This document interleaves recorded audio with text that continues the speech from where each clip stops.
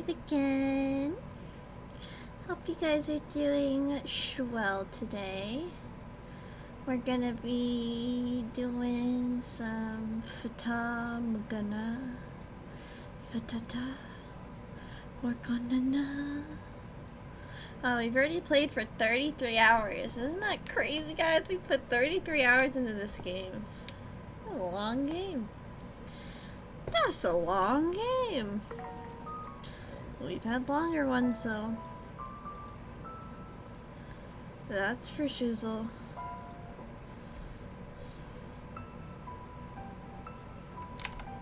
Alright, let's see.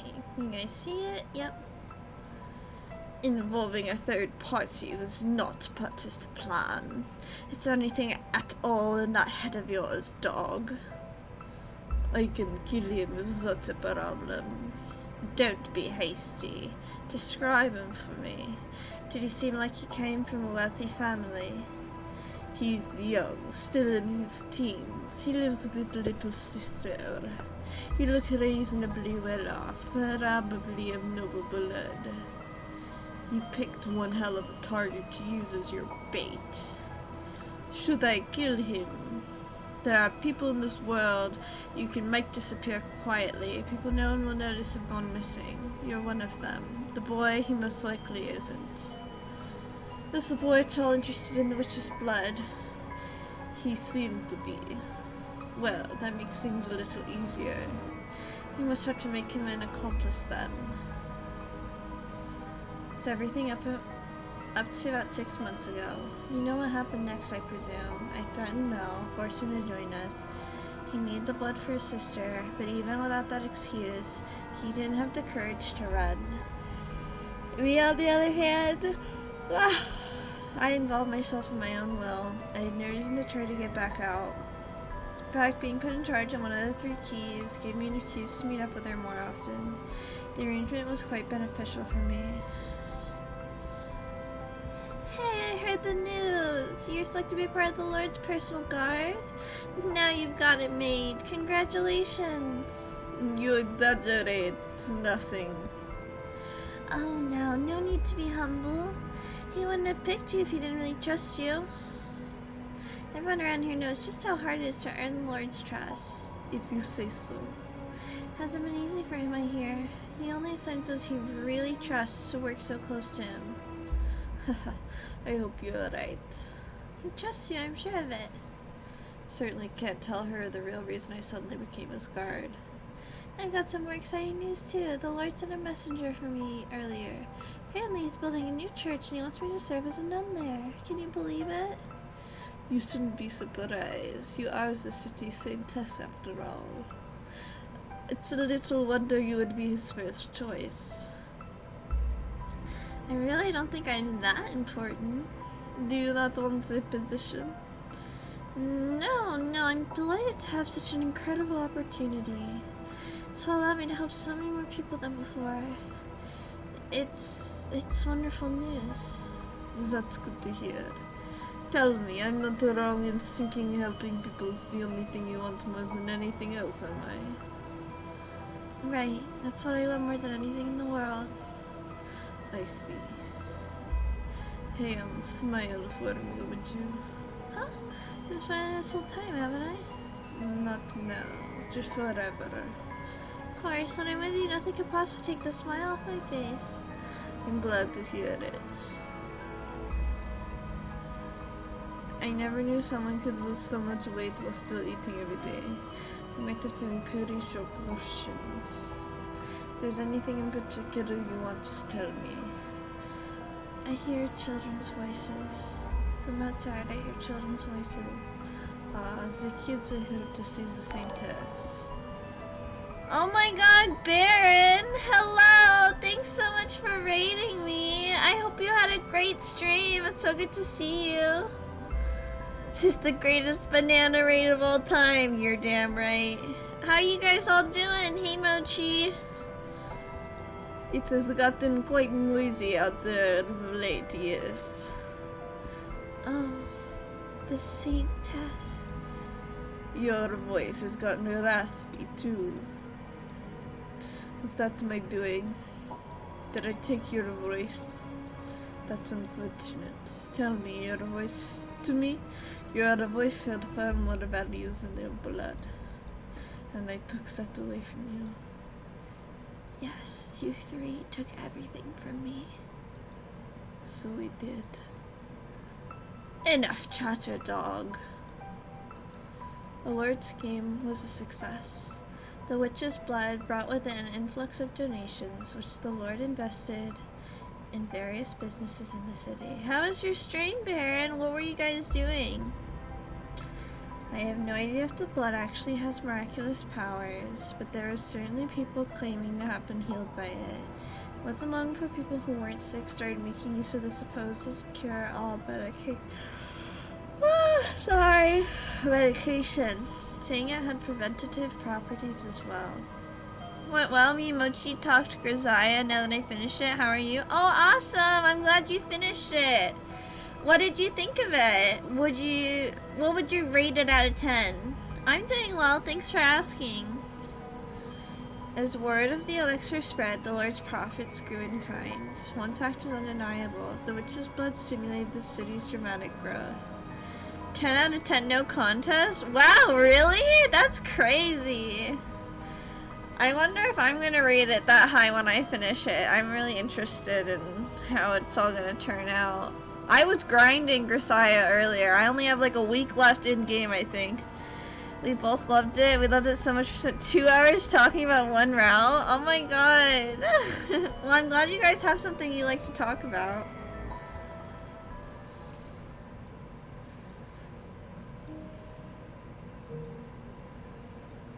And that's everything. Appalling, is it not? Morgana. If you hate me for what I did to her, you can take this sword and kill me with it. You can have my key, I won't put up a fight. You have the right to exact punishment on me. Killing you would accomplish nothing. It's neither my place to forgive nor punish you. As much as it would make me feel better, doing so would serve no meaningful purpose. I would like you to give me a little time now. I need time to cool down enough that I can talk to you with a clear head. Just telling Baron we need to find more people for that possible Among Us group. Having us all in game would be so fucking fun. Yeah, I agree. I really want to play Among Us. Of course. So, are you still willing to speak with me? I gave you my word. I told you I would help figure out what path you should take. You're an honorable man. I will not force your hand if you do not want to do this. You can tell me to leave. I'll walk right out the door. More than anger or hatred, I'm simply deeply pained.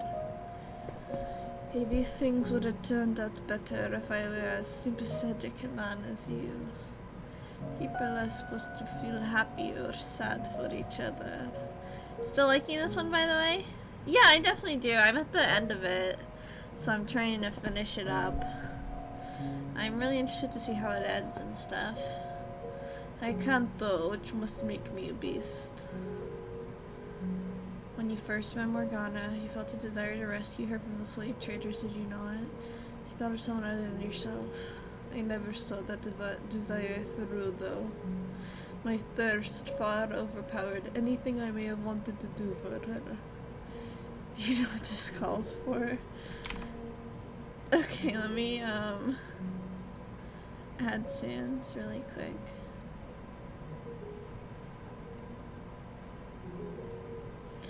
I like this melody that's playing.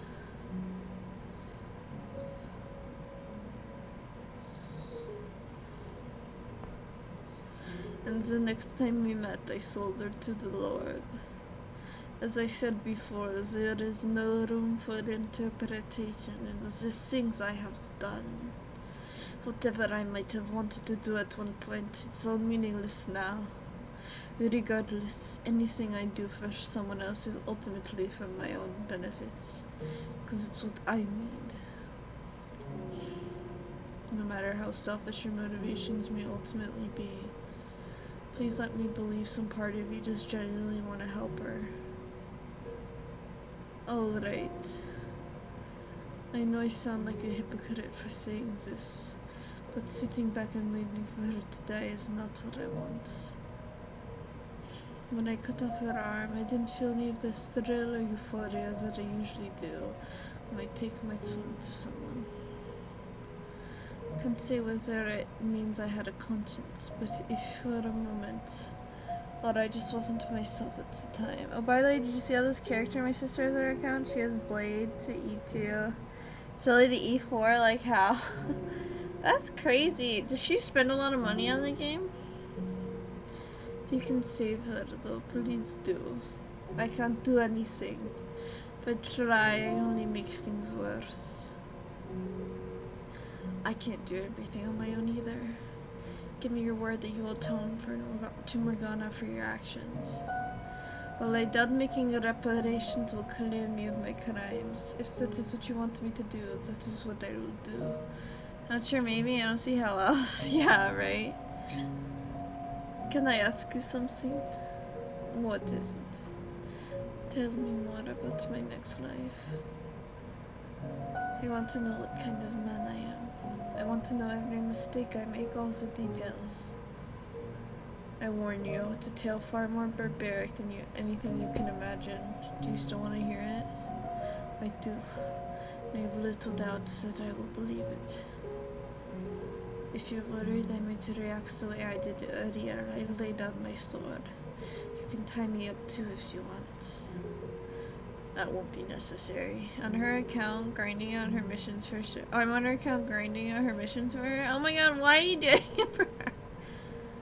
I'm going to hold on, someone keeps fucking calling me. It's an unknown number. I'm gonna pick up and see. 1 second, guys.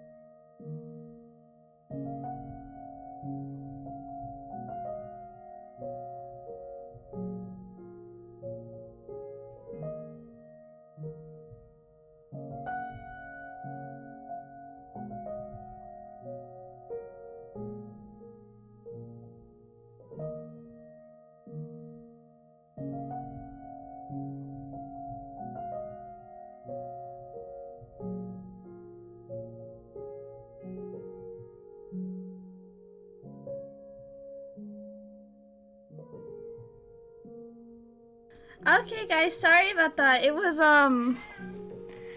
the Amazon person was at the wrong apartment.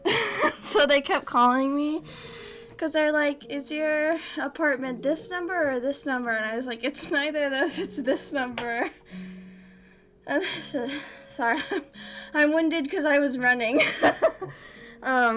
So it's like, I had to go out. Oh, hi, Tallulah. I had to go outside and just grab the package. Oh, okay. I'll tell you the whole hopelessly tragic truth. Wait, let me turn my hair back on. It's hot. Titi, my kitty girl, my kitty cat. Okay, let's see. What did he say? She doesn't like grinding. She likes doing the story missions. Plus, she has a job that basically keeps her constantly busy. Plus, I like doing the grinding. Oh, okay. Well, that's cool. Everything I saw with no embellishments. Please do.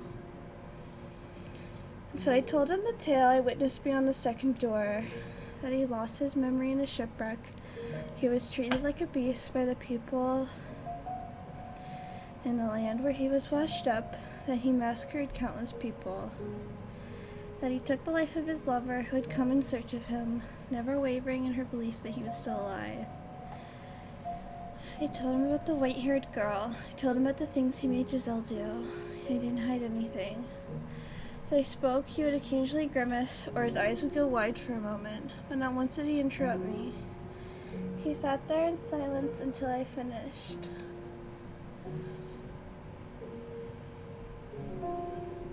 You weren't kidding. This was far worse than I had imagined. It's the truth, though. You become the target of Morgana's loathing, and you are led back to this mansion. That's what lies in your future. As difficult as it may be to comprehend, that person is you. The man who does all the things hundreds of years from now is you. I really am a beast, the horrendously precarious creature. So I interpreted it. When you lost your memory, you also lost everything you used to suppress your nature. You lost the foundation you had built, and as a result, you were no longer able to maintain that balance.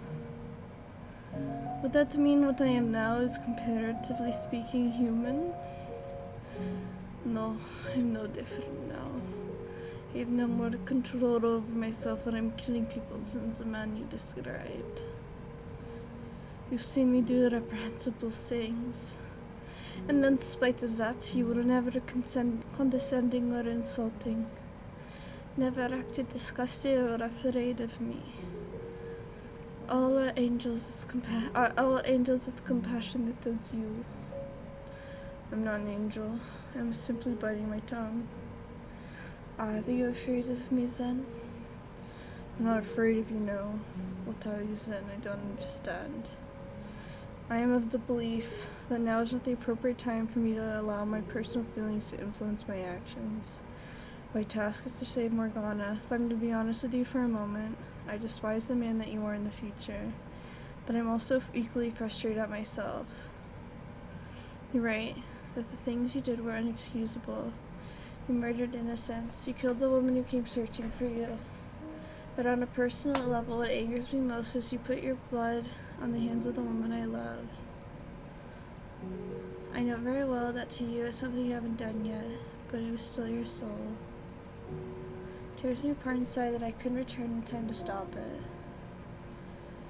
It'd be hard-pressed to find anyone who wouldn't be angry to know someone they care about had received that kind of treatment, I suppose. So that's how you feel, though. Aren't you interested in taking revenge on me? Hi, Boo Gems. How are you?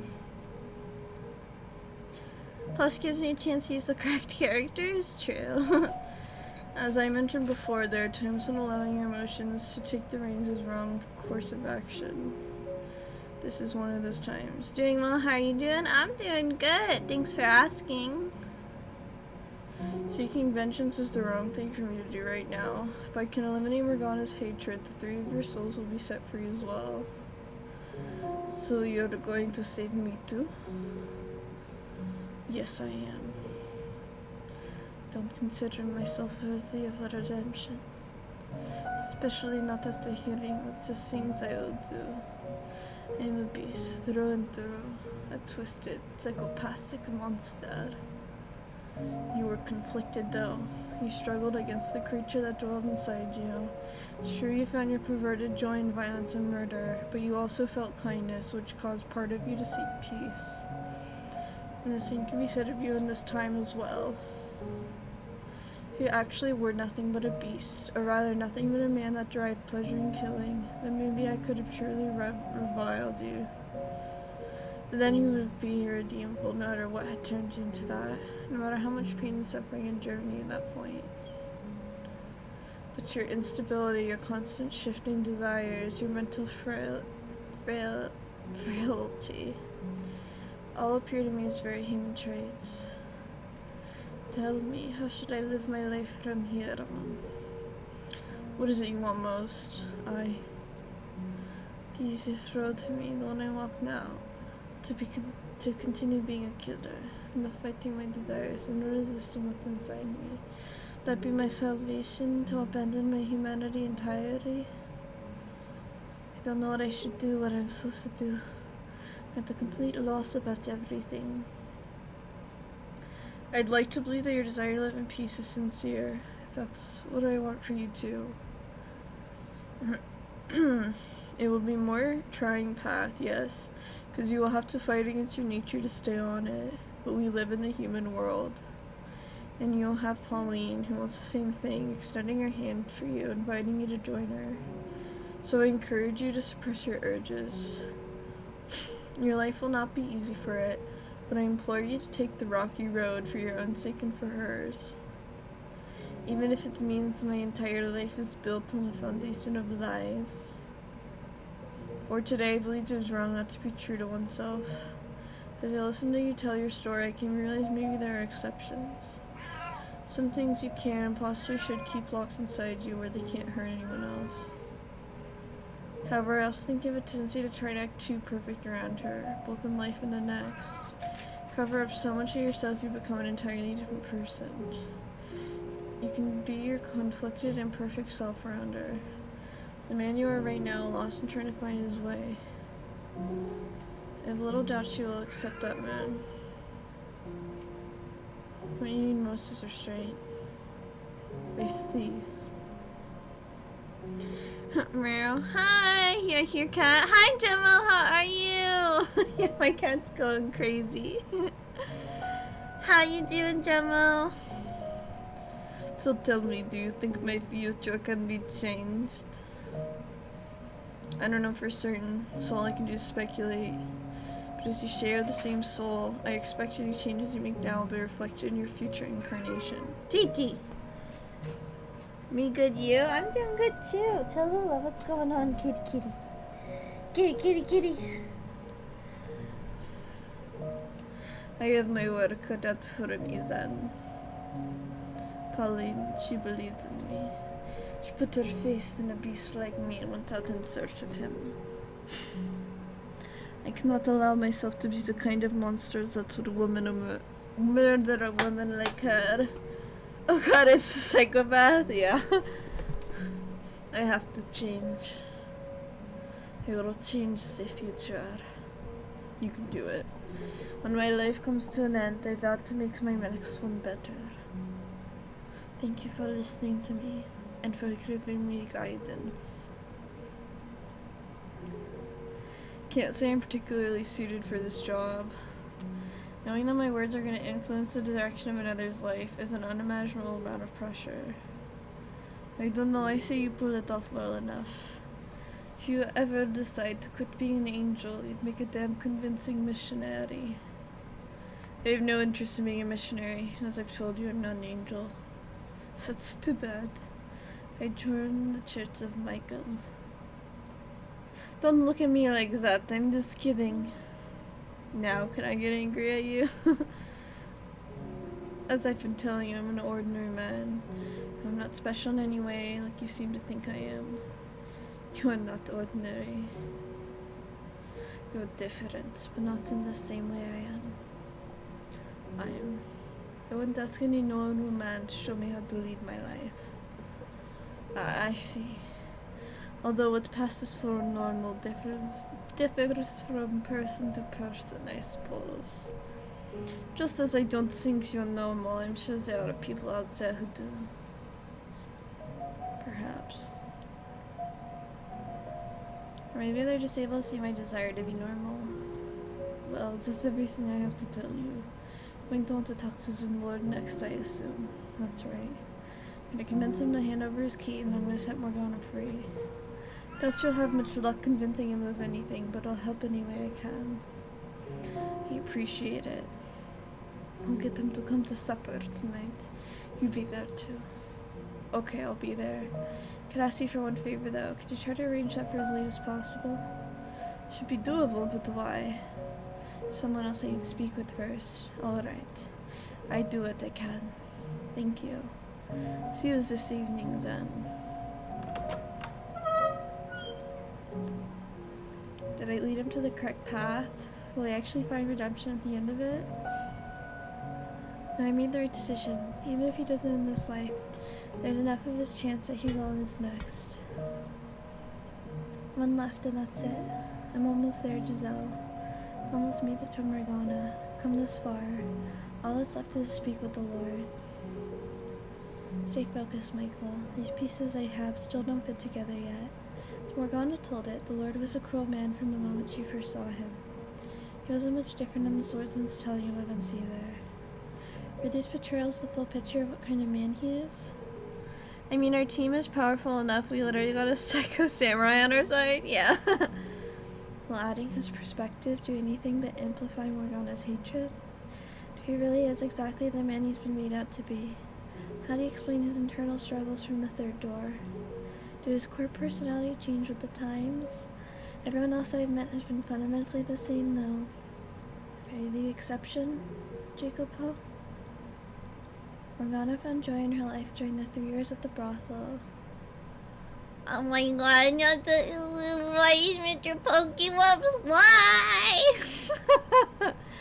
Okay, I will use the Uber voice for 5 minutes. She wept about not being given the opportunity to thank them. So maybe Maria is more likely to be able to assuage. What the fuck is that word? Time to ruin an emotional moment. Assuage Morgana's animosity. I have to hear what she has to say. I can barely move my right arm. I can't feel my fingers at all. It burns. I've managed for this long, but damned if it doesn't hurt. Ha!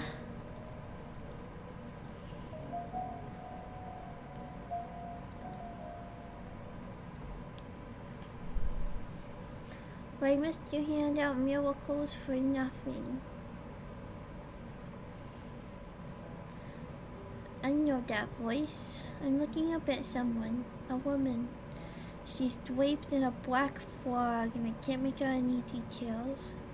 But even through the darkness, I know immediately who she is. She is Mother. No, she's not my mother. She is... Why would you even ask me such a question, Mother? We're barely holding on as it is, my dear. It's not wrong to expect a little remuneration for our services. No, Mother, it is wrong. Miracles are not to be bartered for. God the Father does not charge for his miracles. So why should we, when I am only borrowing his power? Listen to me, Morgana. Every time you give someone a blessing, you're hurting yourself. If not for the miracle itself, you still deserve some degree of compensation for the pain. I know you're concerned for me, Mother, and I appreciate it very much, but I'm happy with the way things are. I'm happy to be able to help others with my Heavenly Father's power. Power we won't have much longer, my dear, if we can't afford to keep ourselves fed. So some fricked up gaslighting from a parent, yeah. I'm a saint, aren't I? Yes, you're my sweet little saint. God will not forsake his saint. Aww. No matter how difficult it may get, he'll always provide me a way to continue doing his work. And you're the mother of that saint, aren't you? Yes, that's right. I conceived you untainted by the hands of a man. Then you must respect his as well, Mother. Shit, you're right. I couldn't tell because the voice makes it slightly unintelligible. It must be our highest priority. You're right. I was wrong, my dear saint. Mother, you agreed with me. You said I was right. So why are you taking money from that man? Mother looks at this strange man shove me into a carriage. The look in her eyes sends a chill down my spine. I see her lips moving. She doesn't actually say the words out loud, but I can make out every individual syllable. Because you're worthless to me. Oh my gosh. Why would you say that?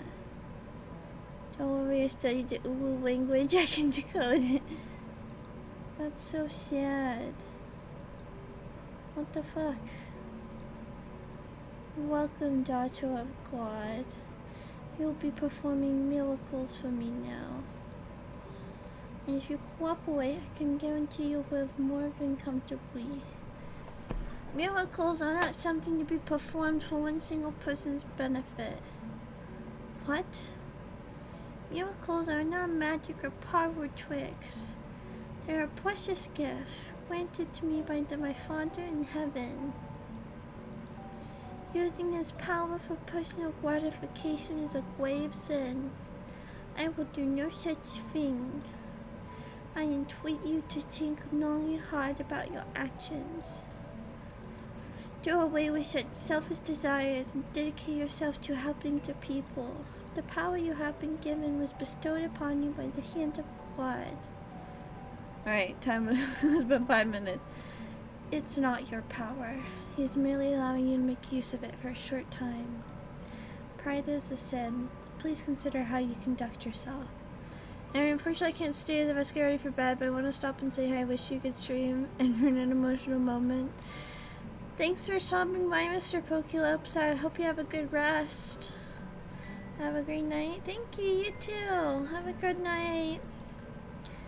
You're an ignorant, insolent child, aren't you? I bought you. You're my property.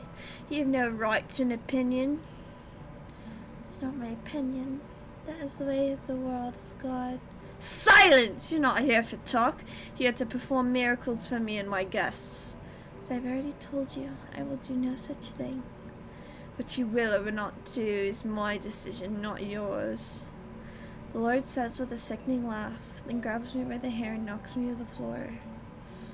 You sound like Seal from back. Really? I beg him to stop, but he isn't listening to a word I say. Cheers, the saint's blood and good fortune to all. I stare vaguely out at the crowd gathered for the Lord's blood feast. Every time he has guests, he throws another party, and every time he slices another part of my arm or legs open. There's a long kiss before there an unsightly web of crisscrossing scars. The Lord sometimes has trouble deciding where to cut, but not out of any sense of sympathy for me. Yeah, for real, I was thinking this is an episode of Black Butler English stuff. He simply thinks of drawing blood from an untouched area of my body will make it more effective. The Lord strips me bare. Perhaps I'll use your stomach today, saints. Should be able to get some nice pure blood from there. Stop this. Can you not comprehend that what you're doing is an affront to the Lord? I'm free to do what I wish with my property. Saint or not, you're no different from any of my slaves. The Lord is greatly displeased with your actions. Then use your miracle powers to deliver divine punishment on me. Well, she did. Go on, you can do that, can't you? Your soul will be punished. Sucks because I remember she was a little kid or something, yeah. But you will pay for your sins one day. You may not see the effects now, but you will pay for your sins one day. I'm not as threatening as you think you are, a buck-naked girl. Don't give me that look, girl. I've no interest in taking that from you. You'd be lucky to find anyone willing to lay with a girl covered in disgusting scars. All I can do is wait and endure the day after day of torture and shame of the Lord searching for new places to stick his knife. My entire body except for my face is covered in reddish black wounds. Someone Anyone help me. Get me out of here. Please, someone. Oh, Father who art in heaven, I pray for you to lead me into deliverance. Father, your trials are much too great.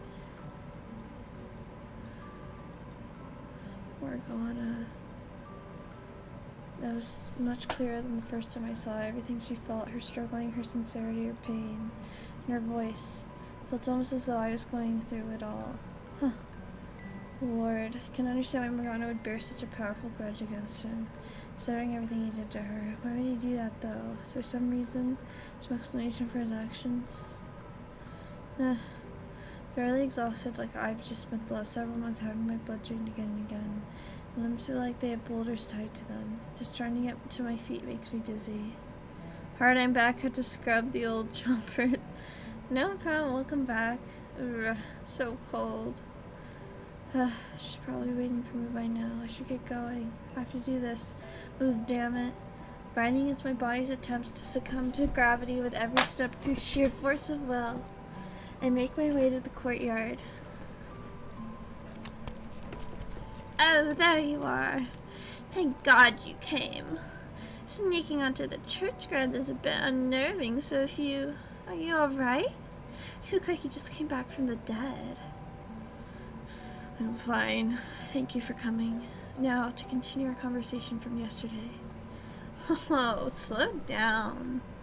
One of my favorite characters. Yeah, she's awesome. Who do you think you're convincing? You look about as fine as a fucking corpse. If you're not feeling well, we can always do this some other time. Whoa, what happened to your hand? It's a minor injury. Nothing of significance. Seriously, who do you think you're convincing, man? You can get around just fine without a few fingers. You gotta take yourself into consideration, too. You can only run raw determination for so long. Imagine how it makes me feel for a second. You asking to talk and showing up like that? If you want to get anything done, you gotta take care of yourself first. Head on back to your room and rest. Do this some other day, Kay, when you're feeling... I don't have that kind of time. Noon tomorrow, that's my deadline. I have to take care of everything before then. You know damn well what condition I'm in. It doesn't change what I need to do. If I don't, I can't save Morgana. Can't get Giselle back. Makes it more important that you get your rest. And when do you suggest I do that exactly? Honestly, I don't get why you're in such a damn tizzy. Get a hold of yourself, man. And plenty calm. Sure don't look it. You're already pushing yourself to the edge. I know you're responsible for giving you that last nudge. So quit bickering with me. Get your ass back and get some rest.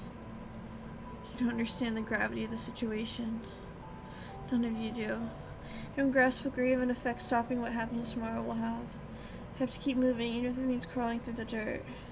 If I don't, not only will I fail to make things better, Morgana's almost certainly gotten worse fates in store for all of you, so long as her curse lives on. I'm the only one here who knows what awaits. So that makes you, what, a prophet or something then? Not exactly, no. But in terms of this time period, that would be the most apt description. You don't believe me? Well, you know, that is asking a lot. It's fine, you don't have to. But at the very least, I want you to believe that I genuinely believe something terrible is going to happen tomorrow if I don't do something. That I don't think I have time to waste. All I need you to just tell me what you know. Could you do that for me? Assuming you actually are a prophet or whatever, why don't you just, get the hell out of town? Say, fuck it, this is too much, and vanish into the night. No one's gonna blame you if you do. Hell, is anyone even gonna notice you did anything if you succeed? I'm not doing this for attention or praise. I cannot sit idly by knowing what I know. Seeing what has happened and what will. Knowing what Morgana went through and what she felt. Can't abandon her, not anymore. Can't let my knowledge go to waste.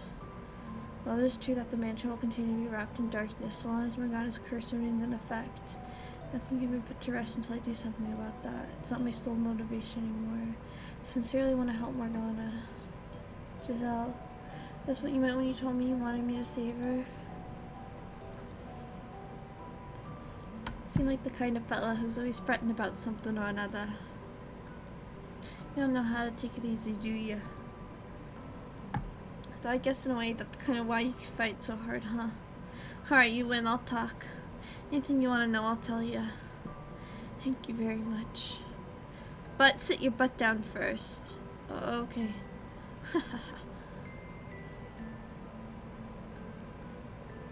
Morgana said that?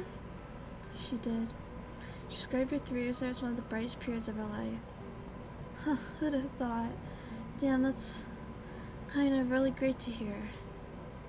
Did she ever tell you herself how she felt? Never really made much of an attempt to be part of the group. It's like she had these colossal walls around her. I can see that. Yeah, so I always kind of felt like I never knew if I was sticking my nose too far or not, you know. She appreciated what you and the other woman did for her. After the raid 4 years ago, she ended up in the hands of a slave trader. She was being transported. She said this with tears in her eyes. Sad because I didn't get the chance to show my gratitude to the people very dear to me. Well, damn. So is that, you know, absolutely 100% exactly what she said? You're not just pulling it out of your ass, are ya? Those were her exact words, yes, as hard as it may be to believe. Nah, I believe ya. I'm just surprised is all. I mean, just, well, yeah. If I'd known that's how she felt, maybe I could have been a little friendlier with her. You weren't friendly with her? Not especially. I mean, that's not to say I was cold or anything. It's just that all the girls kept a bit of a distance from her. Not because we didn't like her, because that's what it looks like she wanted, some distance. None of us were really cut out for the caretaker gig. Much as we'd love to be some kind of mother figure for her, we just didn't have it in us. Who was closest to her? He's dead. The slave. Huh? What's this about a slave? It's a young man, a slave who participated in the revolt at the Lord's Manor, who saved Morgana's life. Ah, yeah, that's the guy. He's the closest of any of us to her, or at least he gave her the most attention. He's 6 feet under. That's unfortunate. What can you do? People come and go, that's just the way of things. Thought that maybe if you were still alive, it would improve our chances of saving Morgana. Improve our chances? There's only one way about it. We smash the Lord's fucking skull and take his key. It's not an option. Doing that will not alleviate her hatred. Would you be willing to accompany us when we go into the observation tower? Huh? Me, why? I want you to be there to say something to her. Say whatever you want me to say once you've gotten her out of the tower. Don't you think being able to hear the voice of someone she cares for when she's finally set free do more to pull her out of the darkness than anything else? That's all the more reason it can't be me. Why not? Like I've been saying, I was never that tight with her. Kept my distance. Can't do anything, not with the reasons you've given for why she's so full of hatred. No other options though. You know, actually, while I'll do this much in the way of getting rid of a grudge, there's something I was supposed to give her but never got the chance. Nothing special, just a rinky-dinky little necklace, but if you get the chance, would you mind giving it to her? Anyone that should come from you, it's not from me. It's supposed to be from the slave.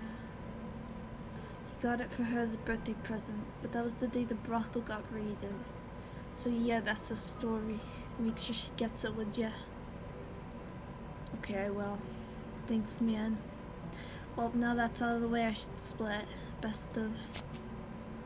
There you are. Oh, you weren't in your room. I was worried sick. What are you two doing here? You're going to talk to the Lord tonight, right? So, there's a chance you might be able to set the saintess free. No way am I gonna miss that. That's why you're here. That and to say goodbye. I want for them to make reparations as soon as the girl's released. Feel the same way, Nellie? If Mel tells me he wants to, then I won't stop him. Also, before you had the option to walk Maria home. Yeah, I've done, and I did that option, but I think it wasn't the right one because then we get stabbed. So we couldn't do that. We had to do the other one. It's Fata. It is. Hi, Anya. But he was threatened, so if it's possible, I don't think there's any need for him to rush to be punished. I don't want to lose my brother. Surely there are other ways he can atone. It's reasonable. Do you feel guilty about what he was put through? It's not your fault what he did. Anyway, I'm really anxious about tonight, but I'm sure it'll all turn out fine. You'll make it work, won't you, dearest Michael? Oh yeah, I was wondering which one you pick. I did the same thing and also got stabbed. I got stabbed too on my first choice, yeah. I'll do my best. Oh, come on, you gotta act confident. Take care of my Mel for me, too. He's very fragile, so handle him with care. Like a big old box of china. Is he really that fragile? Sir, ma'am, if he looks like he's gonna do anything he shouldn't, would you stop him for me? Wish I could be there to do it myself, but well, he insists only the people directly involved should be there, and I want to respect that. He's never gonna allow anyone to get hurt anyway. It's good, thank you. He and the Lord may have caused the girl a great deal of pain. I still don't want anyone to get hurt. Some people deserve it, so I say let them have it. No, Maria, don't be like that. You're the weird one, little Miss Perfect. Girl, I'm letting everyone off the hook for everything, and the whole damn world's gonna come falling down around you. He did what he did for me, though. And the Lord, he's only in it for his own profit. Much as he says it benefits the city, it still comes back around to his own pockets. The Lord's not a bad man, though. Yeah, I've heard it 1,000 times. No one's a bad person in your eyes, I know. No, can we please try to keep things civil? Oh yes, sorry, bad habit, I know. Talk a lot of rot, but I don't really mean half of it. I do think he's much better than the old Lord, though. Hold on a second. What did you just say? Better than the old... When did the current Lord take his place? 4 years ago? What? Morgana was 9 years old when she was at the Lord's Manor. 7 years ago. Maria, were you ever at the Lord's Manor any time 7 years ago? No, I was never hired by anyone there. I like pulling in the other timeline. This version's too, I don't know. Then when? Should I have any interaction with the sword 11 years ago? Oh, no, it makes sense. Had I not considered this possibility sooner? I know what kind of man he is, I know the kind of people he had around him. Maria is the slave. Actually dead? Wait, what? I'm so confused. Better have a good goddamn reason for this. Came because you said you had something important to discuss. Now, care to tell me who the hell this white-haired man is and what he's doing here? Neglected to mention me be having company. I'm the one who asked him to arrange this meeting with you. And who the hell would you be? He's an angel or a prophet. What? Did you both finally snap under the pressure? I'll leave it for you to decide what you think I am. I will say though that I know everything. I know you've got a girl in prison in the observation tower, and I know you're taking her blood and calling it medicine, passing it out at the church. Which one of you squealed? No one told him anything, he just knew. He knows everything, including my deepest desires, what happens in my next life. He's probably peering into your soul this very moment. Completely lost it, I see. Well, how you got your information doesn't matter. All I need to know is this. What are you hoping to gain from it? My wealth, my downfall, what? Morgana's freedom. I want you to give me your key, and then I want you to tell me your story.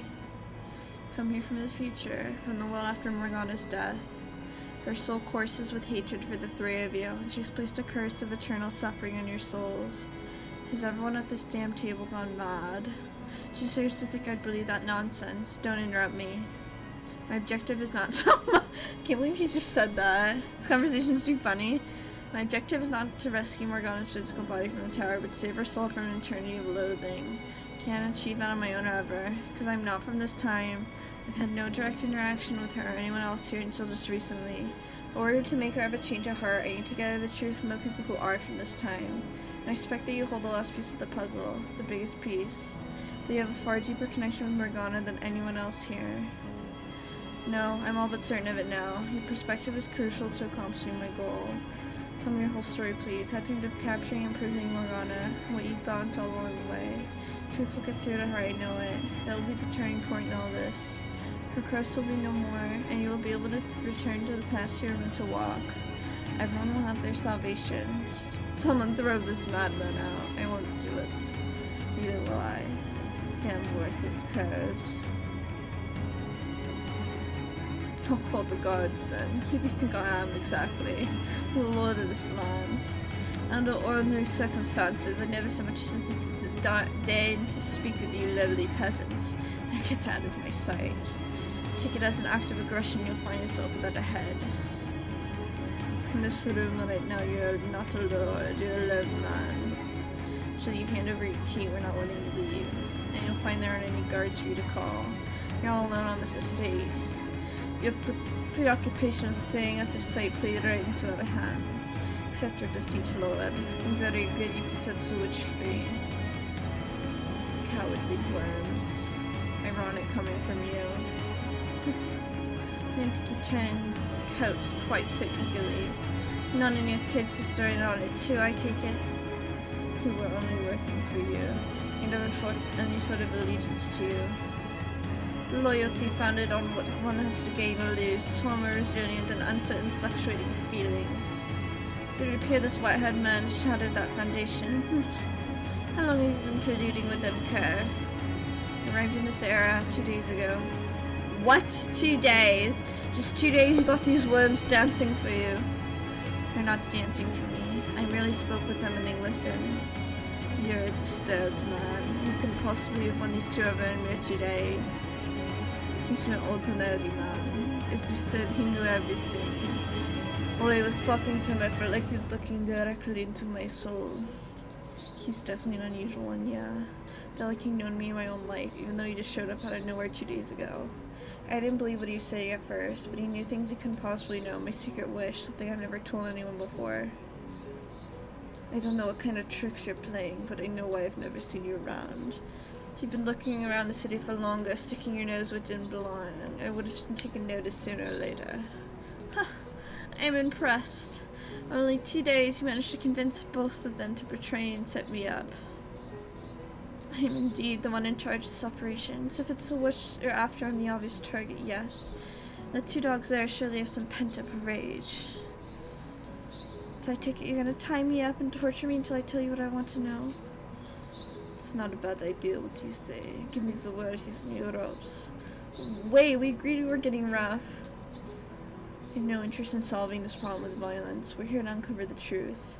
We need to exchange blows, only words. Anyway, we're gonna beat it out of him. We'd have done so as soon as he walked through the door. We discussed this beforehand, we're only talking. No one's getting into any fights, physically or verbally. That's right. Well, it looks like I've got no way out, so you've got me. I surrender. Take my key. Go open the tower doors. It's easier than expected. Key is not important right now. Your perspective is what I seek. Why'd you make it so the lock will cry 3 keys? One person is more adequate than a job. So why split it 3 ways? Is that any of your concern, Kerr? Was it because it was too much weight to bear alone? You didn't actually want to imprison Morgana, did you? Something somewhere went wrong. You backed yourself into a corner and couldn't escape. I'm done listening to you. Am I right or am I wrong, Lord? Or should I say Jacopo? Jacopo, but isn't his name Jean-Francois Barnier? That's Lord Barnier to you, you insolent child. You seem to be a bit confused. I am the son of the house of Barnier, which means I'm royalty. No, you're not. I don't know how you came to start calling yourself Barnier, but it's not a drop of royal blood flowing through your veins. Slave revolt at the Lord's Mansion 7 years ago. You were there, weren't you? During the revolt, you helped Morgana escape. That's right, you saved her life once. That was you. You were the slave from 7 years ago. Slave? Are you out of your goddamn mind? Me a slave? Like how a former slave could become royalty. You did it though. You went from slave to lord. Enough. I don't know who's been filling that white-haired head of yours with this drivel, but I'm done listening to it. I like how he wanted to jump into torture, yeah. Say another word and I'll throttle you myself. Keep slandering my name, I dare you. Maria told me the slave from back then was dead. She didn't mean literally though. She meant he wasn't who he used to be anymore. Maria, you've been talking to her too. She was afraid if Morgana found out. It only served to deepen her into her despair. The man who once saved her was now responsible for keeping her in prison. There is not work, Kerr. He said I've had enough. I need your perspective. There's more to the story, I'm certain of it. I refuse to believe you act for your own benefit, only to cause her pain. If you want the keys to go down badly, then take it. Set the witch free, I don't give a damn. But if you say another word, I'll rip your fucking tongue out. Again, the key's not what I need right now. I need your story. Oh, you deaf are just an imbecile. Your perspective is crucial to saving Morgana's soul. Enough. When you were a slave, you helped Morgana escape from the Lord. Silence. And you spent the next 3 years with her. Just one more fucking word, I swear to God. So how'd you end up here? Jacob Osama. How did the boy from 7 years ago, from saving her to locking her, stealing her blood? There's no excusing your actions, no.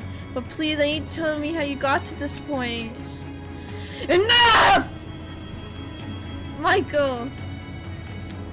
Next thing I see is a dagger in his hand pointing at me.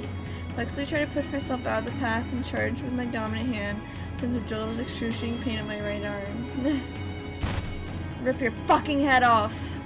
Lord swings his arm up, and the necklace spills from my pocket, making a metallic clink as it hits the floor. When he sees it, his eyes go wide for a brief moment. Of course, I'm just as slaw-jacked as him. What the hell is going on? Why, how? Why am I looking at a familiar cloud of inky black darkness? There's no one answering my question. No time to think about it either. I have to make a decision right now. The Lord dagger race quickly approaching. On the other side of the cloud, darkness is expanding.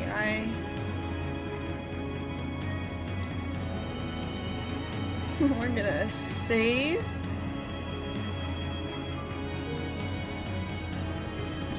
Turn into the darkness spreading from that necklace. As soon as I do. What the hell is this? What's the black stuff? Blackness swells, consuming us all. No, stop! What's this? Don't make me watch this! Ooh, nice. He shouts fade into the distance, and my mind and body are swallowed up entirely. It's the same thing that happened whenever Jill and I open a door. Same darkness I've gazed into again and again and again, the cursed dimension. Else it exists outside reality. Far, far off in the distance I can see a gentle light like a hole ripped out of the darkness. Green grass, colorful flowers rustling in the wind. I don't understand. The darkness, it was never present in the past. Just as I thought, a phenomenon restricted to the realm of the dead. So what is it doing here? But even my questions are in short order swallowed up by the void. Soon my body ceases to retain its form, leaving only my consciousness to view the sights, sounds, and emotions of someone's past. Become an observer as I have many times before. I think we're gonna save here.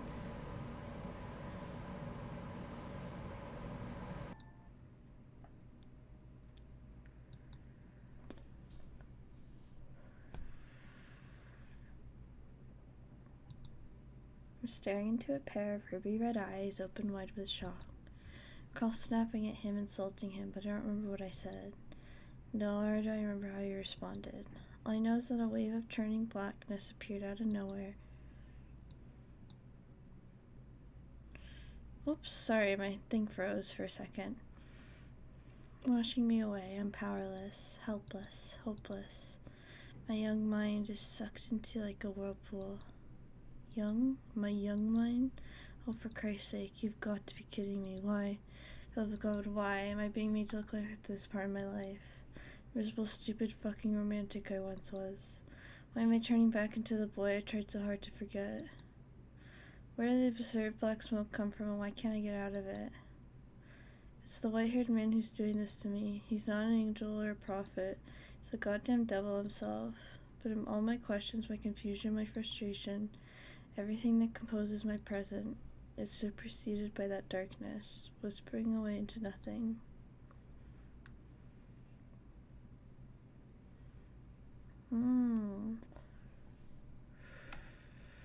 Interesting. To be blunt, the world's a small place. There's an unimaginable amount of it out there, but you only ever get to see a minuscule fraction of that. And that goes doubly so for us. The poor barely get the chance to see any of it at all. And those who are born into an affluence, well, they've known just how They have no idea just how small our world really is. I never yearned for the world outside what I knew. Excuse me. I more coveted it. A splash of spite mixed in. I wanted to claw my way up to the mountain, knock all the bastards down. Oh, excuse me. I'd never even seen what it was like at the bottom. If I made it high enough, I could do anything. I'd have complete freedom. If that sounds exactly like a childish fantasy to you, well, you'd be right. It's exactly what I was. There you are. Spent so much time in the graveyard that one of these days someone's gonna think you're a gravekeeper, maybe a grave robber. I can understand a gravekeeper, but I take offense to the suggestion that I look like a grave robber. I pray for the souls who have no one to see them off. The girl named Morgana turned around to face me. Though I'd known her for some time, I'd rarely ever looked into her eyes. Her face was almost always concealed beneath a dark hood, revealing only the tip of her nose and sometimes her lips. Honestly, I don't get it. Why do you care so much? These are souls that have no one else to pray for them. At best, they might get a bit of lip service from a priest once or twice. The responsibility to offer a helping hand to the sick and poor, to pray for the abandoned souls. I don't get why I need to pray for the dead at all. It's just a bag of bones. I hope you can join eternity in hell, blasphemer.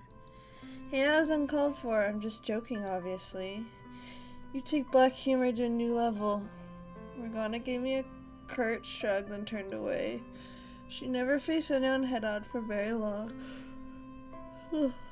And she had a perfectly good reason for it. It wasn't because she just liked me or anything.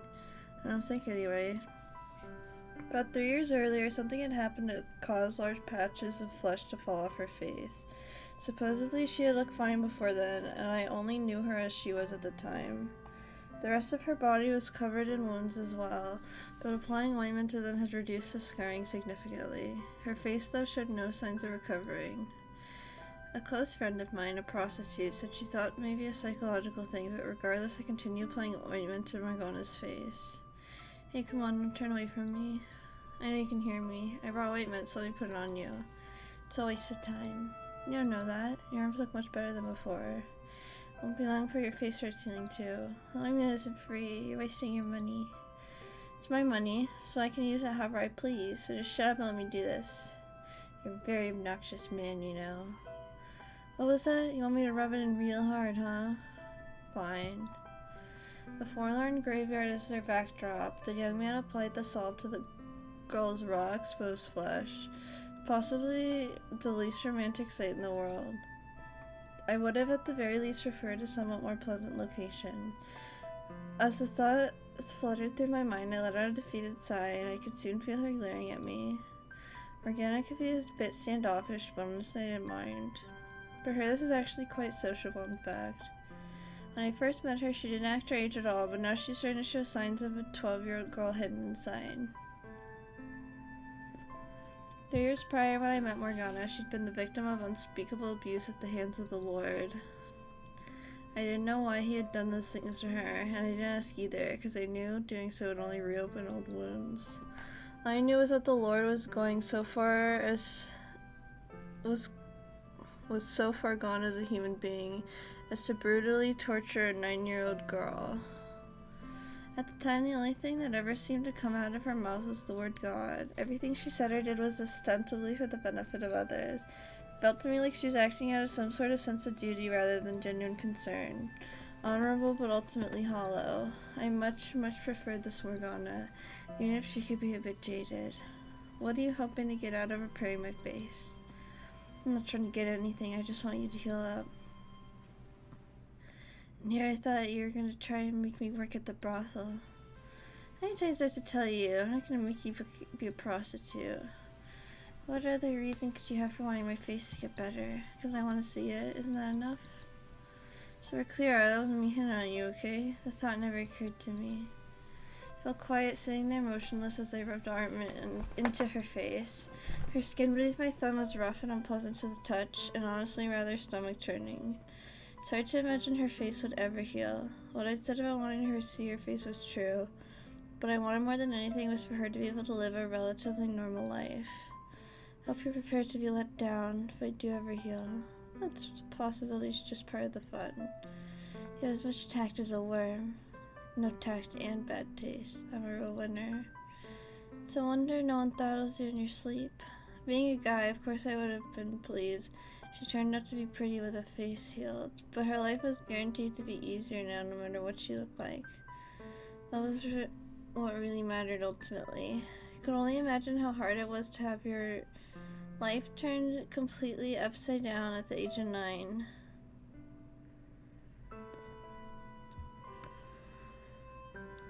A large portion of us in the slums had our share of misfortune, but hardly any of them stacked up to what Morgana had to bear. She had no parents. I asked about her mother. She got engaged with me, so I assumed she'd been sold off. And I asked about her father. She just pointed up at the sky, which I took to mean he was dead. A young girl, no family, set off all on her own to some strange land, somewhere along the line, ending up in the Lord's cruel grasp. Misfortune felt like an understatement, if anything. That said, it wasn't just out of pity that I gave Morgana so much of my attention. The other reason, well, she'd probably go running if I told her. Hell, I wanted to hit myself over the head. So be a friend, even if you turn out to be the ugliest girl in the city, you should be grateful. How's it you haven't managed to chase off everyone in your life yet? Act like a decent guy around other people. Do my best to fit in. Then why are you such adults around me? Just doing my best to fit in. So you're saying that this is my fault? Everyone can use a thorn or two, makes them more exciting. You especially. Okay, that should be everything. Does that sting anywhere? Not particularly, no. Alright. I'll also finish up here and get back to Maria soon. Unless you'd rather I drag you there. Why? Seriously? It's your damn birthday, that's why. And? What do you think, dimwit? She wants to celebrate. If they're soon, okay, I'm planning to drop by too. Okay? Okay. She gave a sheepish nod, which is honestly kind of cute, but of course I couldn't say that. So I shrugged my shoulders, feigning exasperations, and turned to leave. Once again, I might have offered to accompany her back to the brothel, but Morgana never seemed keen on the idea of walking anywhere with me. Maybe she was afraid of grown men after what had happened to her at the Lord's Manor. Maybe she just didn't want me to be seen with someone who looked like her. So hey, thought you were leaving. One day I'll show you the world. Don't get my hopes up. Get your hopes up, damn it. So the soft chuckled and took my leave. I had every intention of making good on that promise, and I had more than enough reason to believe I could. 3 years back, there was a slave revolt at the Lord's Manor. That's not quite accurate, though, because I was partially responsible for inciting the riot. I wasn't actually a slave. The local lord is spoken of in whispers as the second coming of the great tyrant of old. People were constantly grumbling about how he seemed to treat the land like his own personal playground, exploiting everything and everyone on it for his own amusement. When enough stress and resentment builds up in a contaminated space, all it takes is a little shove from the outside to burst. And that was our plan. Me and a number of other dissatisfied citizens gathered together to pop that bubble and give the Lord a taste of how I felt about him. With the help of a slave trader, I infiltrated the Lord's Manor. I'd known slaves weren't treated well, but seeing it for myself, I thought most of these people would have been happier being born as a dog or cat and owned by someone who actually had a heart. It was revolting of flagrant injustice. Broadly speaking, there are two types of people who see injustice in the world. First, there are those who have everything, who sit unchallenged at the top of the world, looking down on the less fortunate with pity. Second are those with nothing, who wish to overthrow the entire system, keeping them down. To come in those pairs, I fell into the second camp. Once I was inside, I went around the manor telling all the slaves about our plan. Most of them had long since lost the will to fight. With enough assurance, there were people on the outside ready and willing to help. Glimmers of hope started to return to their eyes. And yet they weren't alone, that they weren't helpless anymore. It had an incredible effect on their morale. Once the slaves were convinced, the revolt began. It ended up being much larger in scale than I had imagined, and many lost lives in the process, but the majority of them managed to escape. peeks in. Am I safe? Yeah, why wouldn't you be safe? What's up, Golden?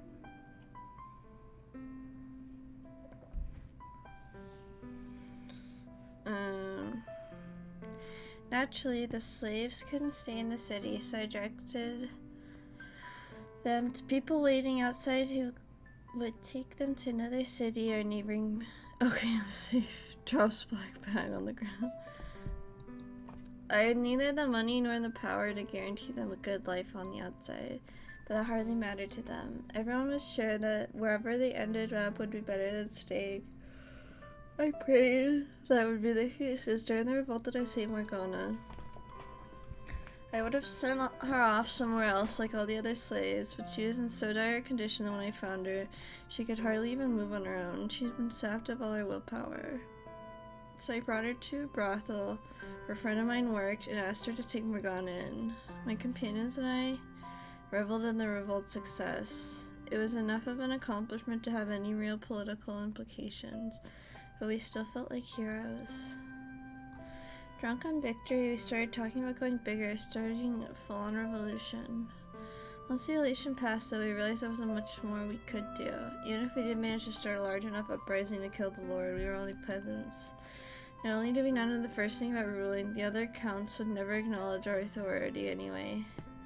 We'd pretend to be in control until the next in line showed up, and that would be the end of it. So we just continued sitting on our thumbs, no way to do anything about our discontent. Skip forward to about a month before Morgana's birthday.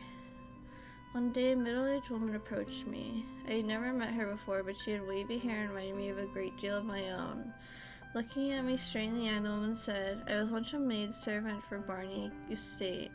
They've done their best to keep it a secret, but I had a child with the previous lord, and that child is you.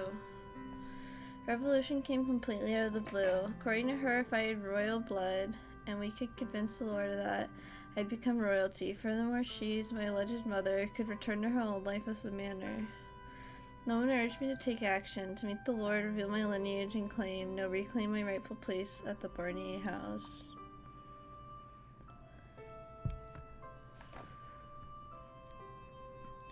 I would no longer be a poor peasant living in the slums. I would have a comfortable life. I obviously wasn't going to agree on the spot. Her story was so blatantly dubious I needed some time to think on it. If she was telling the truth, though, it could transform our revolution from a dream into reality. We wouldn't be restricted to inciting inconsequential uprisings. I could seize power legitimately and make some actual change, so I asked the woman to give me some time to consider. You decided what you're going to give her? This is the first thing I heard when I stepped out the back door of the brothel. Maria, a short blonde-haired prostitute and good friend of mine, flashed me a devilish smirk. I brought a necklace as per your suggestion. Girls appreciate that sort of thing, don't they? Most do. I mean, I've got a taste for knives and other such pointy things. I don't choose much interest in those, though. Sometimes I wonder if you're actually a girl. Anyone could say that Maria and I were close, but our relationship was strictly platonic. Of course, given our line of work, it was unavoidable that people thought otherwise. And honestly, it irritated me every time someone suggested we were anything more than friends. People have this annoying short-sighted tendency to assume that just because a guy and a girl are friendly, they must be intimate. Didn't matter that she was a girl, I only thought of her as a friend, and as the best I could tell, that's all she thought of me as well. Maria and I first met when we were children. Even at that age, she was already a prostitute, myself a petty thief. We were both incredibly lucky to have survived to adulthood, with only ourselves to watch each other's backs.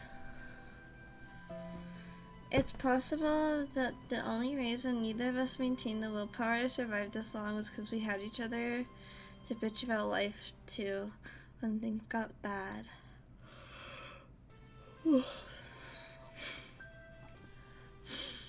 So, is today the day? Are you finally gonna tell her how you feel? Excuse me? Tell her how I what? Don't be coy. You know exactly. It's about time you manned up and told her. I think you're got a better chance than you think. I need to remind you how old she is. 12 as of today. Practically an adult. It's knee deep in dick in that age. You're comparing her to you? The longer you hold off saying something, the more difficult it becomes. Break a leg. Party's gonna be in the back, so there won't be any customers around to interfere. Alright. True to everyone Maria had said as they watched her disappear down a brothel corridor. She wasn't wrong, she wasn't overanalyzing. I did indeed have special feelings for Morgana. One seemed to have this strange, somewhat terrifying ability to read people's minds, and Maria was a prime example of that. I never once so much suggested to anyone I might be thinking of Morgana, but Maria somehow picked up on it almost immediately. Fortunately, she didn't seem particularly bothered by the fact, even though if anyone else were to find out, I could only imagine the looks I would get. Oh my god, you're a creeper! I mean, Morgana was 12 and I was 22. That wasn't normal. Yeah, I never felt this way about anyone else that young either. Ew. Any other girl Morgana's age looks like just another kid to me, so why was she any different? She's covered in scars, and every other time she met, she'd tell me to go to hell, and she refused to walk anywhere with me. No matter how much ice I broke, I could never seem to get all the way through. Yet the world still felt like it was just a little bit better place when I was with her. It made me want to see her smile, no matter how grotesque her face. How would I even go about saying it, assuming I actually did? Even if your face isn't still healed in 4 years, I'll take you as my lifetime partner, Morgana. No, that's terrible. There has to be a better way to put it. Now I was getting stressed out, and it was all thanks to Maria. This was supposed to be the day of celebration, not fretting over stupid personal matters. Not long after I arrived at the brothel, made my way to the back room, Maria and a handful of other unoccupied girls show up. Morgana, who was supposed to be the guest of honor, was even more reticent than usual. Prostitutes chatted among themselves about work in unabashedly graphic detail, trading info on which customers were good and which customers were bad, all the while Morgana looking incredibly uncomfortable. I think you can maybe change the subject. Think we have anything else to talk about? Maybe making the birthday girl want to hide in a corner defeats the whole purpose, don't you think? Oh no, don't mind me. I don't have anything I want to talk about. She said it in almost a whisper, her head downturned. At least eat something then. Cookies are barely sweetened and dry as rocks, but they're edible. Jacob, oh, you little bitch. You've got some stones to shit-talk my cookies to my face. Stop it, Maria. Stop throwing things at me. The girls cackled as Maria and I bickered, hoping it might have elicited a reaction from Morgana as well. I snuck a glance over at her, but she remained expressionless.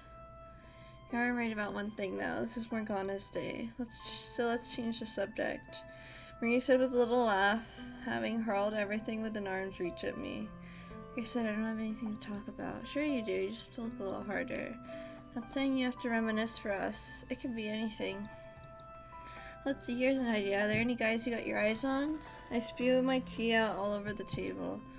There is. And then I start choking. What? Seriously? Holy shit, who is it? Tell me, who's the lucky guy? God. Everyone fell silent. Maria gave me a sympathetic look. I knew exactly what she wanted to say. Sorry, kid, you ain't got nothing on God, asshole. If you're gonna dream big, right? Yeah, I know where you're coming from. Pining after the all-powerful, all-knowing God, I'm with you. You bald-faced liar. The grass may be a hell of a lot greener up there, but it's a bit far, don't you think? Better off settling for the weeds down here. Should you just imply I'm a weed?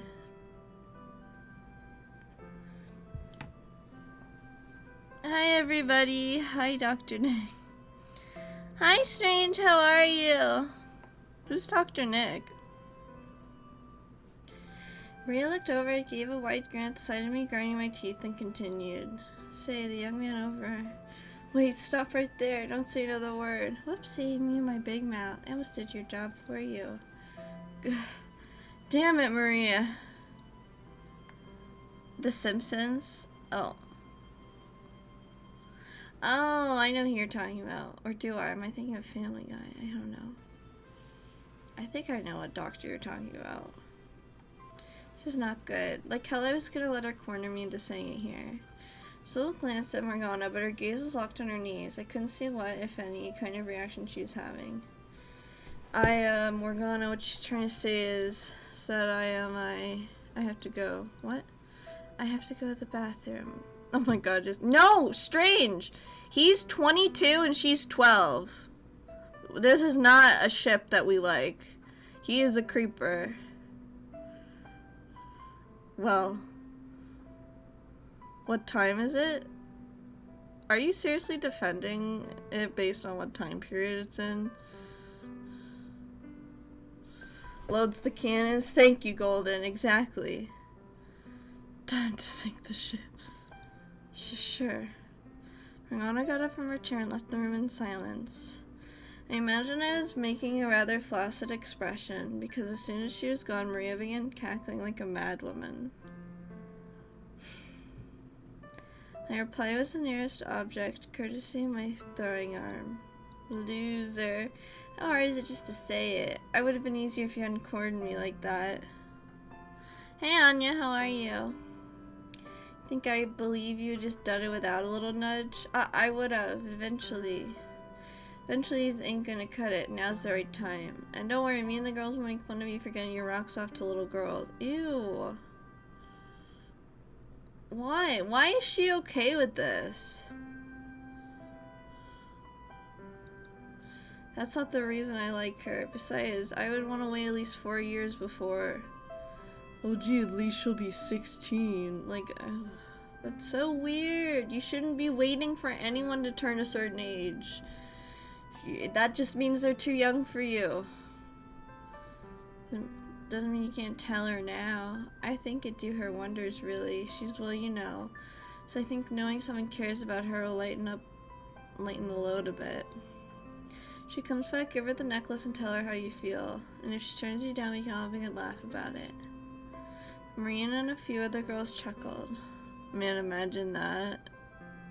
In 4 years it'll be good. How old will she be? Still 5 years from drinking? Yeah, she's still 16. He's not even waiting till she's 18.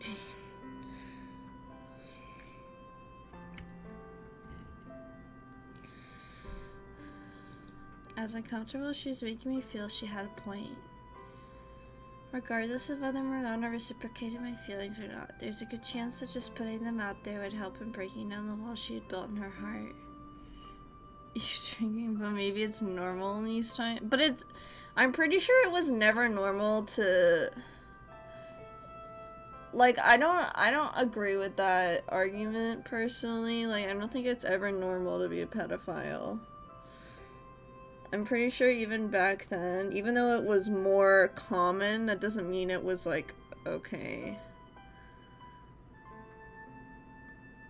In my opinion. Maybe one day, I would actually be able to see her smile. I'll do it, I'll tell her. When she died of tuberculosis is when, like, he was like, ravens are scary. Oh, Edgar, I missed the first line. Edgar Allan Poe married his 13-year-old cousin. Yeah, Edgar Allan Poe is a creeper. Unfortunately, it was very much okay at the time. Still don't like it, though. I don't know, I've heard arguments for different things. I'm not okay with it, though, that's for sure. These poor girls, really. I feel so bad for them. It didn't matter if I came out looking like a loser. Well, you are a loser for liking a 12-year-old. 12-year-olds are annoying. Why would you like one? It didn't matter if Morgana wasn't interested in me that way. What mattered was she knew someone accepted her. I hear her rapping at my chamber door. Quote the raven, don't boink kids. Oh my god, stop. Yeah, Edgar Allan Poe is a creep too. He said, not only am I gonna be a pedophile, I'm gonna be an incestuous pedophile. What mattered was that she knew someone accepted her, regardless of her appearance and all the things she'd been through. And if by some chance there really was royal blood flowing through my veins, then I could make good on my promise to show her the world. I could put an end to her life of poverty and abuse, replace it with one of comfort and wealth. Could buy her better medicine, something that could actually heal her face. If I were true royalty, I could do so much more for her. Makes it sound like I want to be some kind of fairy tale hero or something. But honestly, I wouldn't have minded that. If I was going to make her happy, to wipe away all her past misfortune, why couldn't I make it a little dramatic? It wasn't usually my style, but in this case I wouldn't have objected to a storybook ending. This, though, well, this wasn't the kind of story I was hoping for. The heavy curtains separating the guest rooms had been torn to shreds, and they were splattered with blood. Man apparently caught without having enough time to defend himself, lay splayed out naked on a bed, his eyes empty and fixed on the ceiling. The whole area reeked of blood. All I could do was stare, stupefied at the carnage. What the hell? Why? How could this happen? My dumbfounded muttering went unanswered, though. People who are still alive could no longer make sense of the incomprehensible massacre than me. Sudden arbitrary upheaval of our world. An inexplicable, inescapable reality. Shortly after Morgana stepped out, I heard a woman scream from in front of the brothel, next a man shouting. First, I assumed it was one of the customers losing his temper over something, but the tone of the scream seemed somehow off for something like that. It wasn't long before the noise had escalated to alarming levels, so I dashed towards the source of the shouting. And the raven, never fitting, is still sitting on the pallid bust of Palace just above my chamber door. A good dozen men, bandits, or maybe thieves, they seemed more organized, had raided the brothel. They slaughtered all the customers, stripping them of any valuables, and they tied up the girls, killing any who resisted. The first thought that rose to my panicked mind was that I needed to find Morgana. I needed to get her out of there no matter what. I couldn't let her birthday turn into tragedy. She had already been through enough, and I had to make sure she didn't suffer any further. I had to make her life into something good. I searched and I searched, but there was no sight of Morgana anywhere, until suddenly something seemed to crash into me from behind, causing me to stagger. It took a few seconds for the pain to set in, which when I looked down to see the tip of the blade sticking out of my gut. Blood streamed along the metal surface, and there were little bits of flesh caught on the edges. Turned around just in time to see a man holding it kick me away. And before I had time to process what was happening, I hit the floor and lost consciousness. If I were here, I could have surely eradicated all the violent intruders in the blink of an eye, saving everyone. Protected that which I wanted to protect. Not had to lose anything, but I was just a mere boy. A weak boy helpless against a few robbers. A useless boy, unable to protect anyone. When I woke up, Maria was kneeling over me, sobbing. No sign of the tough Falmouth girl I knew. Aside from her, there were two other girls also crying, leaving only 4 survivors. Apparently I wasn't dead. Looking down, I saw my bare stomach wrapped in blood-soaked bandages. The brothel lay in ruins, a bloody pile of torn bedding, clothes, and bodies. I made my way back to the front, and all I could do was stare, stupefied at the carnage. What the hell? Why? How could this happen? My dumbfounded muttering went unanswered, though. She stood beside me, quietly rubbing her trembling arms. Where's Morgana? I couldn't find her. Why not? Sorry, I looked everywhere, but I couldn't find her. I'm so sorry. I wanted to say I wasn't blaming her, but I couldn't find the words. After seeing your reaction to Jacob and Morgana, I think you will hate Requiem for Innocence. What's Requiem for Innocence? Is that a different, is that another Fata game? Because, yeah, I don't like age gap couples.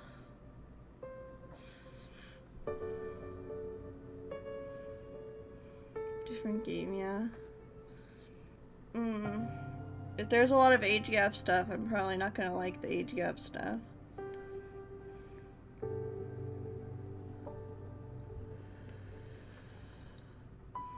What kind of power would I have needed, though? It's a side story for Jacopo? Oh, interesting. Ironically, I liked Jacopo before this, but now I'm like, kind of power would I have needed, though? The physical strength to overpower the thieves? It's crazy how the story started is how that story ended. Remember how much of a dick he was? I know, but he's such a man. No, I needed to think bigger. If I weren't a peasant, but someone of real influence and import, no one would dare stand up to me. No petty thieves would ever even consider a raid on me, and I'd have the power to punish anyone who tried.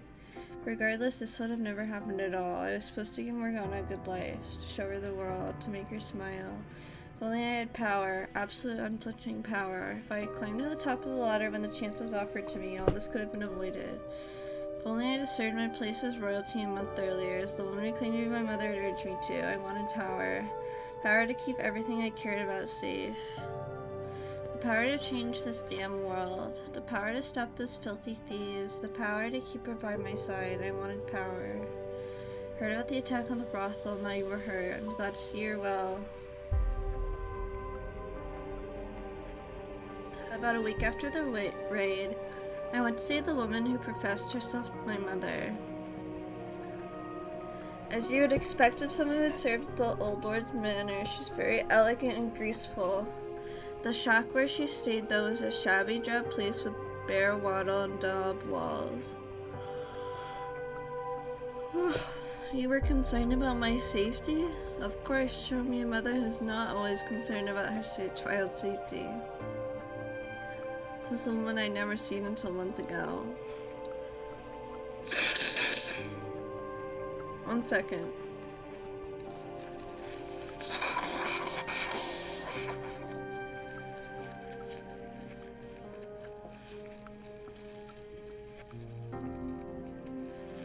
Physical distance has no bearing on a mother's love, she said with a soft smile. Age had clearly begun taking its toll on her, but I could see hints of former beauty. If you had gone to speak with the Lord and revealed your lineage when I first came to see you, you would have never been in that kind of danger. Still time, go to the Lord's manor, show him.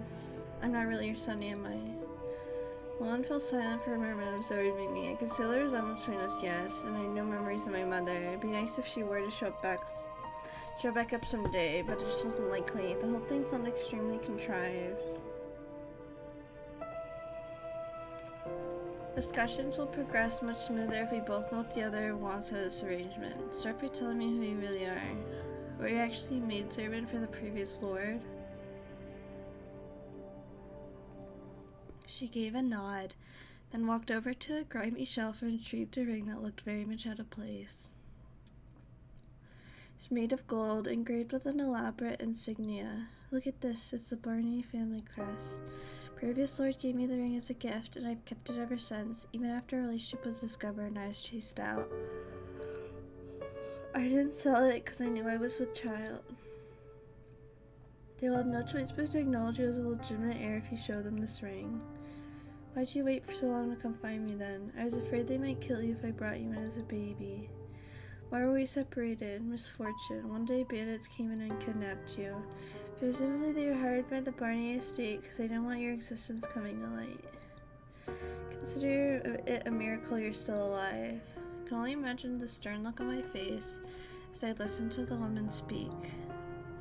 Part of me did indeed want to take everything she said as true. Wanted to believe I was someone important. But I couldn't convince myself I had anything other than commoner's blood running through my veins. It appears you've done your research. I don't have any other family to the best of my knowledge,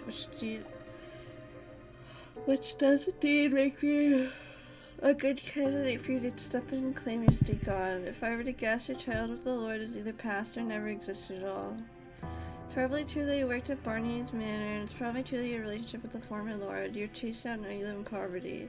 You want to go back to your former, comfortable life, and while you're at it, take vengeance on the current Lord. But being a woman, you have no means to accomplish that yourself, so you came up with the idea of using a fake son. If your child were still alive, he'd be right about my age, wouldn't he? And we look similar enough for you to convincingly claim that we're related. But the biggest reason you told me is because I made myself something of a name for myself. Because I was one of the people involved in inciting the revolt 3 years ago, the perfect choice to spearhead a revolution. How dramatic, the man who set the Lord's slave free was secretly his family. The people would eat it right up. So how far off am I?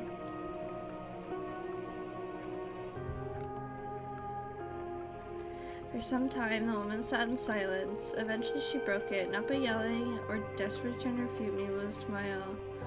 I knew very well what lurked behind that smile too, scorn. You're sharp for a filthy peasant. It seemed I chose wisely. I was right, she was manipulative, connivingly shyster. But that I could work with, that fit so much better. I wasn't royalty, I wasn't a hero, I was a filthy peasant, I'm in. First thing I did after agreeing to work with the woman was not to approach the Lord, but to tend to reveal my false lineage to my accomplices. They all thought I was joking until I showed them the ring.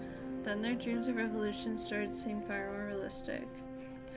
Maria was the one exception. Not only did she not believe me, she tried to stop me from going through with the scheme. Haven't you had enough danger for one life? Come on, forget about all this revolution stuff. We can build up a new brothel and just stay low for the rest of our days. Does that really sound so bad? You're the only friend I've got left, Jacopo, she said somewhat desperately. I sympathized with their concerns, but I didn't want to let this chance to gain some real power slip away. I was done having things taken away from me. Hear me, my fellow citizens, who live in suffering at the hands of your supposed lord. Within me flows the blood of the previous lord. I am the rightful heir. Behold, the Barney's golden ring, proof I am of noble birth.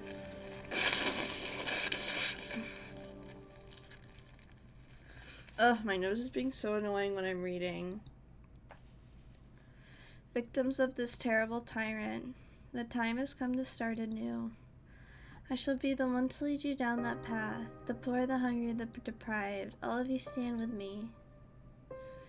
My cold arms stoked the flames in people's hearts. When the assault on the Lord's manor begun, they were inferno of righteous justice. No one was thinking straight. I was but the only one with something resembling a clear head amidst the chaos. If I were really a hero, then I would have rejoiced in that glorious day, the momentous turning point in the city's history. I would have been honored to have led the charge. But this was all about one woman's avarice and desire for revenge. This was all about one man's lamentation of his own weakness. I wasn't motivated by any desire to help these people. In my opinion, Requiem for Innocence is really interesting to see what kind of man he is. He actually has a great character besides the age gap thing. I'd recommend to read it, but it's up to you.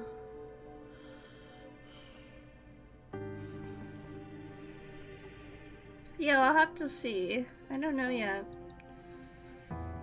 The Lord backed into a corner, begged for his life. I decapitated him, then held his severed head up for the people. The cheers and shouts filled the air. As I watched him rejoice, I wondered, was this the future that awaited me? Would the people come after me next? Was my head going to be in one of their hands one day? King and the other counts acknowledged my royalty, though it was less because I had the ring and more because they thought it was the best way to prevent things from getting any messier. So with the approval, I finally became a lord of the land, and I also assumed the former lord's name because despite his reputation with the people, it was a name people knew and one that held far more clout than my own name, and just like that, my longtime dream of power had come true. That said, simply becoming the lord didn't mean everything had fallen neatly into place. Many of the local noble families accused me of acquiring my rank illegitimately. They waited, fangs bared, for me to slip up. They even tried to set me up on more than one occasion. I couldn't trust anyone.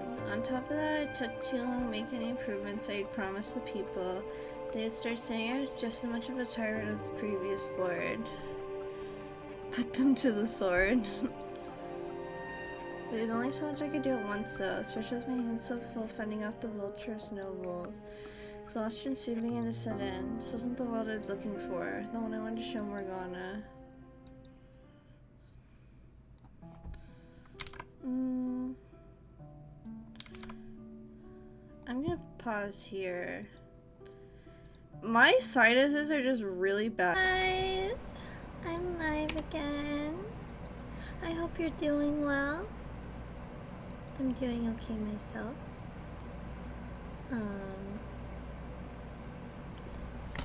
Let me just open up the game.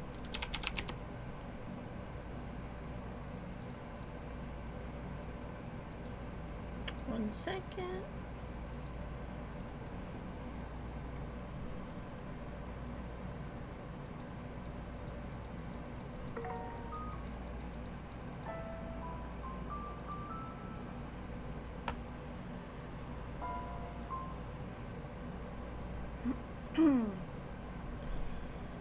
was day after training day of betrayal, constantly having to look over my shoulder, fighting to meet unrealistic expectations. I was starting to lose sight of who I was as a person. I couldn't let anyone see me looking weak. They would see it as an opportunity to take advantage of me, to manipulate me, to eliminate me. I needed power to protect myself from those people. Attaining rank was only the first step. I needed even more power, enough to ensure no one would ever be giving me orders, could ever play me for a fool. I turned my attention first to bolstering the economy. I provided subsidies to merchants in the city. I expanded trade routes. I made it known that people of any skin color, even those not welcome in other territories, were welcome in my land, trying to bring some vitality to the city. The previous lord had evidently loved to throw parties, squandering away nearly all the tax money on entertainment. If he had left me more to work with, then I would have used it to clean up and repair the slums. For the time being, that had to remain another item on the checklist. I needed more money flowing through the city as a whole before I could make any headway on fixing up the poorer areas. Helping the people who needed it most quickly became a secondary objective. I had a pretty good idea of what my former accomplices still in the slums were saying about me. He used us. I could practically hear them whispering. Some of them even started publicly slandering me in an attempt to undermine my authority, claiming I wasn't suited to be in a position of power because I spent most of my life in the slums. It wasn't for long that they convinced people that I was just another tyrant. I had hoped that they, if no one else, would have sympathized with my position, realized I had every intention of helping them, and that I simply didn't have the resources for it yet. But no one saw what I was doing. No one believed me, even when I tried to explain. In one case, I invited an old companion to my mirror to discuss matters, but the meeting turned into an attempt on my life. Having absolutely no one I could trust, no one I could call an ally, hit me a lot harder than I had expected. It twisted my worldview beyond recognition. I had no need for sympathy. I couldn't show care for anyone, otherwise someone would inevitably use it against me, old friends and strangers alike. In fact, those who knew me best, those who were aware of where I'd come from, where I'd been before, were the ones who fought the hardest to tear me down. Rules needed to be created, punishments established. I couldn't allow anyone to take this power from me. Anyone who so much as suggested I'd come from the slums, anyone who dared disrespect me, had to be eliminated. All threats exterminated before they could reach me. Somewhere along the line, I had lost sight of my original dream, lost all desire to do right by the people I cared about. Hell, I didn't have anyone to do right by anymore. Why did I need to climb to the top of the ladder so no one could kill me? Why did I want money so no one could mock me? Why did I want power so no one could oppose me? 4 years passed, and I found myself in a very, very distant place. Miracle Blood sounds like a shame to me. You never know. They say the sound of her first cry brought rain to the land where she was born, saving the whole village from drought. And they say her blood has the power to cure any disease. One day, a curious rumor came to my attention. The kind of whispering I wouldn't usually put much stock into. It was said that there was a witch living in the cottage by a lake. Few had seen her face, but they claimed she had the same voice as a girl who had supposedly performed miracles several years earlier in a faraway village. People love their stories of heroes and miracles, and if I could show some support for the churches, then maybe people would stop complaining I was focusing too much on the economy. So I devised a plot to capture the witch and make use of her miracle blood. I had established a new church, having it run by the nun in the city had been fawning over for some time. They call it the Saint Tess. There I would take the witch's blood and call it a miracle medicine, distributing it in exchange for tithes, which people had certainly coveted for in droves. And if the blood somehow did happen to have special powers, that would make the scheme much more effective. I'll worry about the veracity of the rumors later. Right now all I want is for you to capture her mirror to me. I was too busy to handle the capturing the witch myself, so I went and found someone to handle it for me. He was a former slave who had several years back massacred an entire carriage of slaves, and the slave traders transporting them. Obviously not an upstanding citizen, but there was little doubt he would have any trouble apprehending a single witch. The biggest reason I chose him, though, is because he was enamored with the nun. I honestly thought it was rather hilarious, a murderer falling in love with a nun. I'd been expecting the man to object, but he agreed almost without hesitation. There was a mansion on the outskirts of the city, which the previous lord had built for himself and gone unused since his death. It was there I decided to keep the witch, and it was there I decided to establish a church. The nun would have ample space there to provide temporary shelter to the sick and needy. I thought with what little remained of my conscience that I was doing the right thing.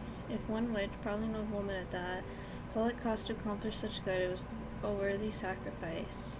In an ideal world, it wouldn't matter young or old, a human being was unacceptable praise for anything, but this was far from an ideal world, so I decided to take So I decided that taking what little remained of this woman's life was the best, no, the only acceptable course of action.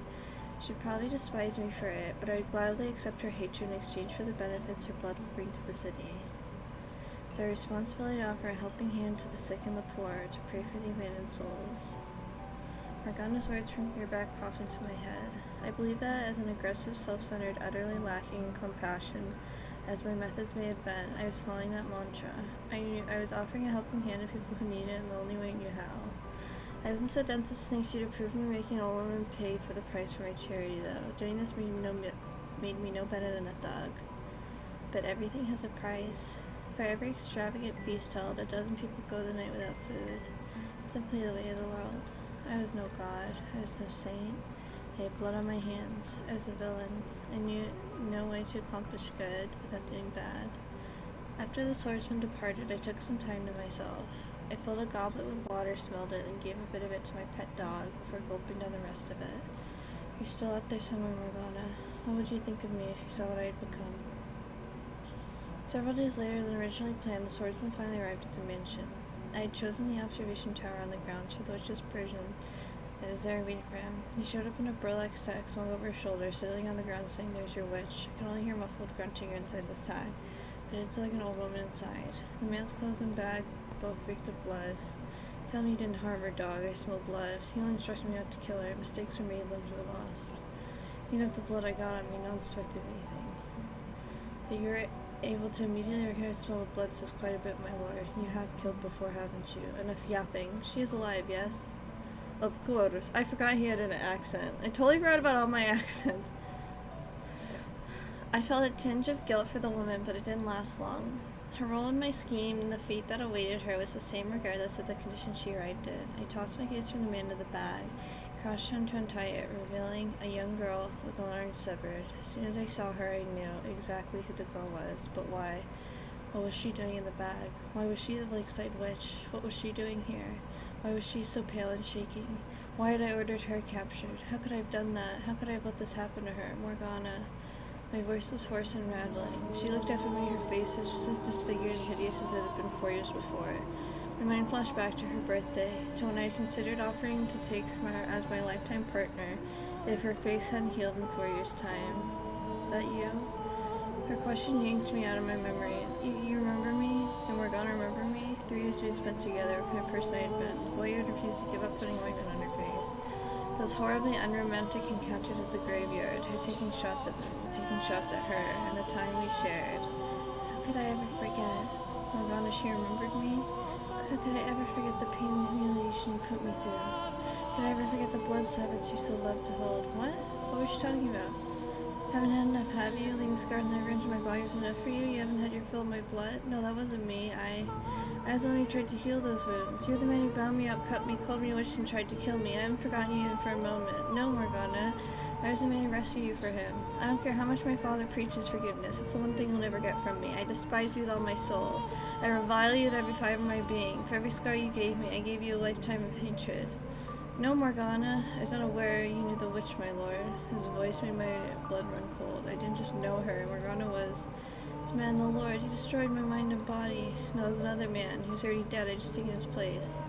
Come from the slums. I had been part of the slaves' revolt. I knew I had to tell her. He ruined my life, but between the sting of Morgana's accusations, my need to protect my current position, I couldn't muster the strength to do it. If someone were to find out I was illegitimate royalty, that I had come from the slums, that everything I'd worked so hard to build up for who, though? Come crumbling down. Do I really think it hasn't already? All the power was my rank. Was that what I wanted? I could afford to lose that too. When did I first start straying from the path? Yes, I know her. I knew her years ago. I see. What do you want to do then, Lord? You look sick. It doesn't change anything. We locked the witch up and proceed as planned. Why? Why couldn't I tell her the truth? How could I keep her in prison? What did I want power for in the first place? Would anyone ever believe me? I said this wasn't how I wanted things to turn out.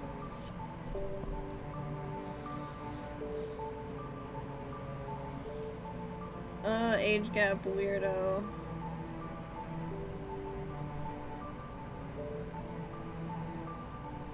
Would anyone ever believe me? Horny floats a man twisted and writhing in pain. Although the one I'm looking at could be said to resemble a human is a difficult question. It's a hazy, indistinct shape, on the precipice of being consumed by darkness everlasting. I know very well what I'm looking at. The moments for a man's soul shatters. Did I do the same thing to him that Morgana did to me? Who was it I summoned the darkness? Who laid his past bare? Who forced him to relive those events and experience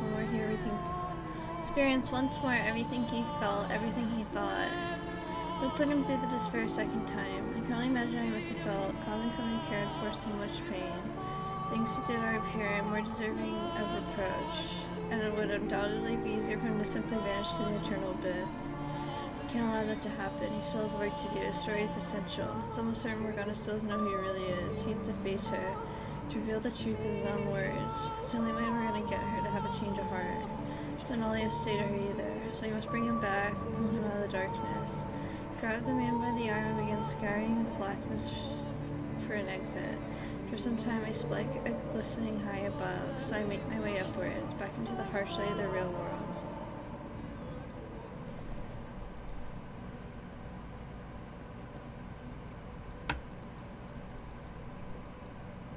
Darkness parts and we re-emerge in the dining hall.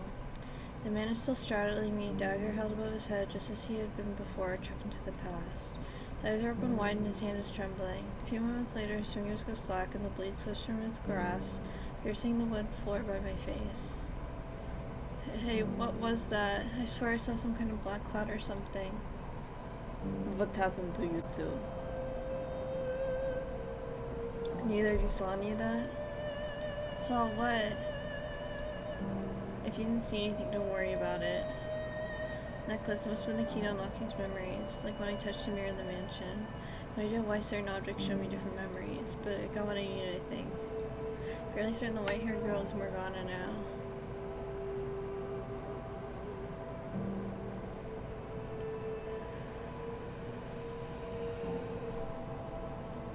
Interesting.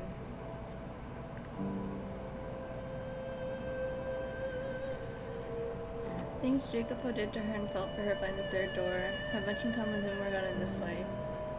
Why did you dig that up? How the hell did you do that? Why'd you show me my former self? Why'd you make me watch that? Why didn't you tell her? Had you opened your mouth and told Morgana the truth, told her you weren't the previous lord, told her who you really were, things could have turned out differently.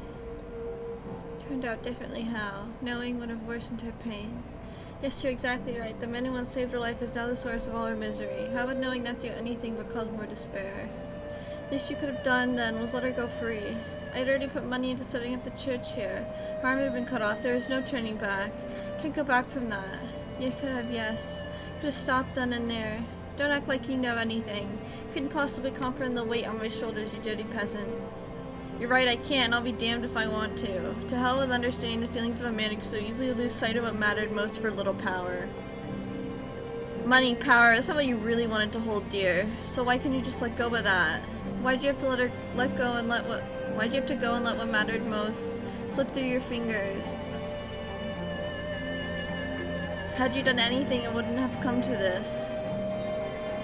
I couldn't have people knowing where I came from. I needed wealth, rank? No, you didn't need any of that.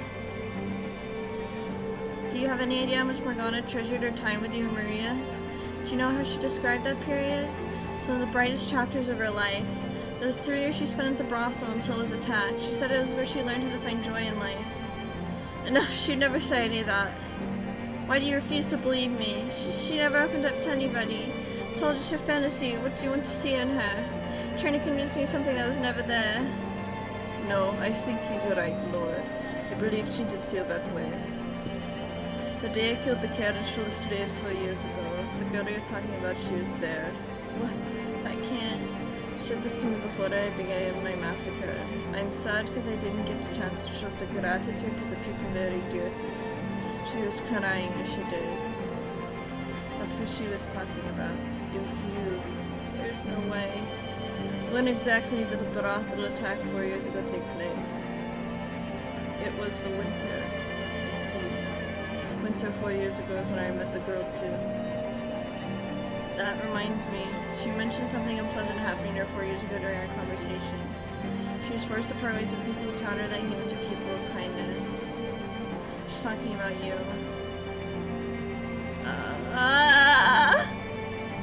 There's still time. You can still set Morgana free. You can still reveal your true self to her. She was likely in shock that day, not seeing or thinking straight. She still thinks you're someone else. Hearing that you were the Lord and setting something off inside her, preventing her from seeing who you really were. Her time in the previous Lord's capacity left scars even deeper than she knew, so all it took was one word. In her eyes, you became him. Which isn't to say you haven't caused her much pain yourself, but I still believe your truth is the key to allaying her hatred. It will change your perception of the world, I'm certain of it. So please, release Morgana and spill your heart for her. I was planning to end it all with the Harvest Festival. What? So are you planning to set her free then? I knew Demo was much too little, much too late, but I needed an excuse to face her, some occasion that gave me the last nudge. Told myself that's going to be the day, that's when I'm gonna do it, but you had to show up out of nowhere, digging at my past, throwing all my plans out the window. I don't know what accent I'm doing for him. You still think I'm the reason your carefully laid plans fell apart? I let her go during the Harvest Festival. Tomorrow she goes free. Tomorrow is too late. What difference does it make? When the bell tolls noon on the day of the Harvest Festival, Morgana dies. I've had more than enough of your so-called prophecies. I'm done. Why do you still refuse to believe me? I'm not making anything up. I'm from the future. I know how this ends. Having an occasion and a plan can certainly make it easier to take action, but you can't just wait for the right occasion for everything. Sometimes if you don't act on something as soon as you've decided to do it, you'll miss your chance.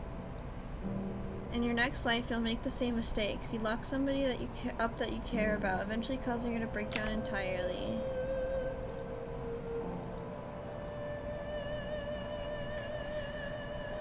And you're so fixated on waiting for the right occasion, you completely destroy any chance of salvaging anything. If you're set on releasing her, then release her. Jacopo. Stop being so damn fixated on your occasions already. Enough. Damn you. You're right. You don't have to tell me I'm being a fool. I'll do it. Right now, I'll do it. I'll release her. Thank you for making up your mind. I did make the lock require 3 keys because the weight was too much to bear alone. It's because having others with me would force me to keep up the Lord facade, to prevent me from letting anything slip. Maybe I was just waiting, hoping someone would betray me, make me pay. Pathetic, I know. You can have that necklace. It belongs to you. Though I doubt Morgana will accept it, I hope you'll still attempt to give it to her yourself. Will you do that? Where'd you get that anyway? From Maria. Thought she would have thrown it out by now. Seems she doesn't think very highly of me. Be honest with me. She's planning to kill you. Maybe that would have been for the best. Tara, I'm nothing but a power-hungry traitor. That necklace, I'll take it. Here you are. When he takes the necklace, he looks as though he's on the verge of tears. Whether from the pressure of not wanting to lose face, or simply because he's no longer able to, he doesn't actually shed any, though. The other two just stand and watch him quietly. Neither of them saw the vision of his past, but they don't pray either. Our exchange was probably sufficient enough to give them an idea of what happened, even if they don't know the details. Clutching the necklace in one hand, Jacopo takes up the head of the procession to the observation tower. And while it lasts for but a brief moment, I see an image of the young man he used to be and his slightly slouched shoulders.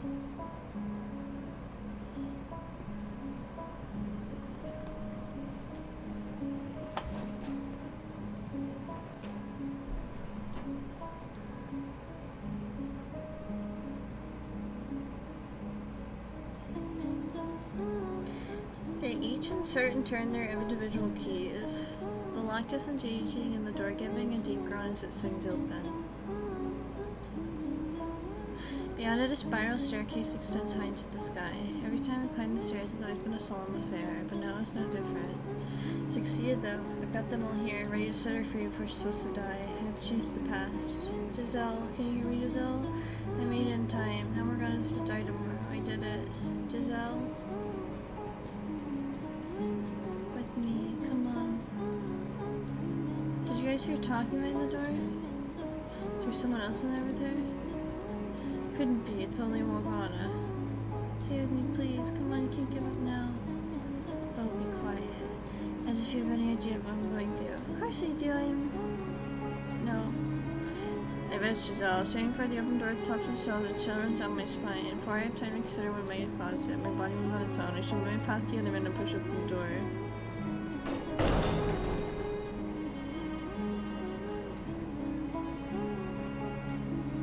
I know. Come with something pleasant. I'll take your mind off things. Come with a story. Story? How about this? A dove flies through the window up above, a piece of parchment tied to its leg. Letter from the prince of a neighboring land. You read it, then you write a response. I don't respond. After exchanging letters back and forth for some time, the prince comes to find you. I'm not going to fall for his stupid fantasies. Holding on to something, even if fantasy is better than believing nothing at all. I don't want you to give up hope. But baseless hope only breeds despair. Not that you would know that. Besides, if anyone's going to come for me, I don't want to be a prince. There's only one person I want to see. Rosa sits in the scene unfolding beyond the door. Morgana is having a conversation with herself. Doesn't answer the question of who the hair girl is and where she came from, but this is just... No one should have to go through this. Her minds are split into two. Morgana, looks like you have visitors. They're here to take my blood, or they've got no use for me, or are here to kill me. Oh, don't be so negative. Look, there's someone new. Heal me, just set me free already, Morgana. You know all my wishes. Kill me and put a curse on them. Come on, Morgana, look up at them. Your letters, they made it. I never wrote any letters. He's got long hair white as snow and eyes like rubies. He's beautiful like an angel sent from heaven. An angel. Morgana. Come for me, Morgana. Come to set you free. Can you please endure shackles, Jacob? As you say.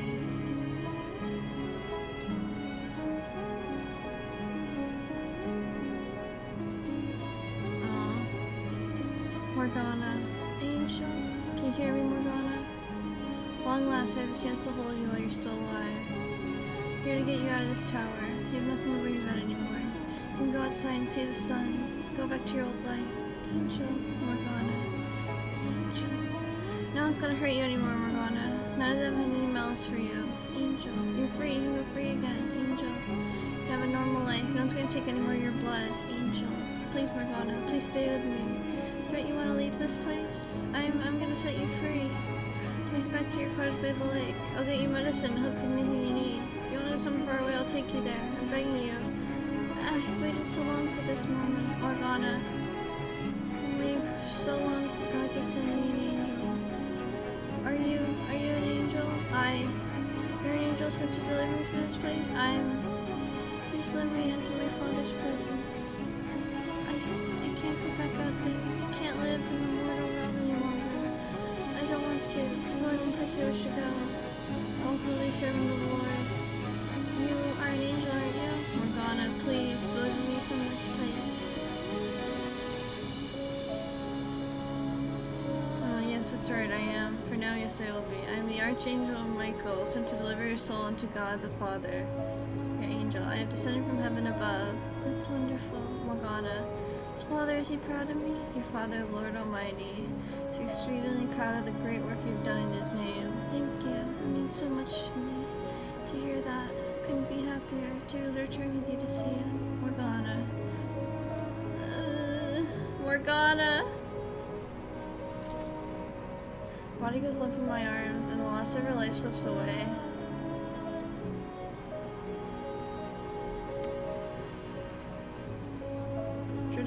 Time to spare, but I still failed to save her life. At the very last, I hope I was able to provide her some comfort in her final moments. I'm allowed to think that, aren't I? We were too late.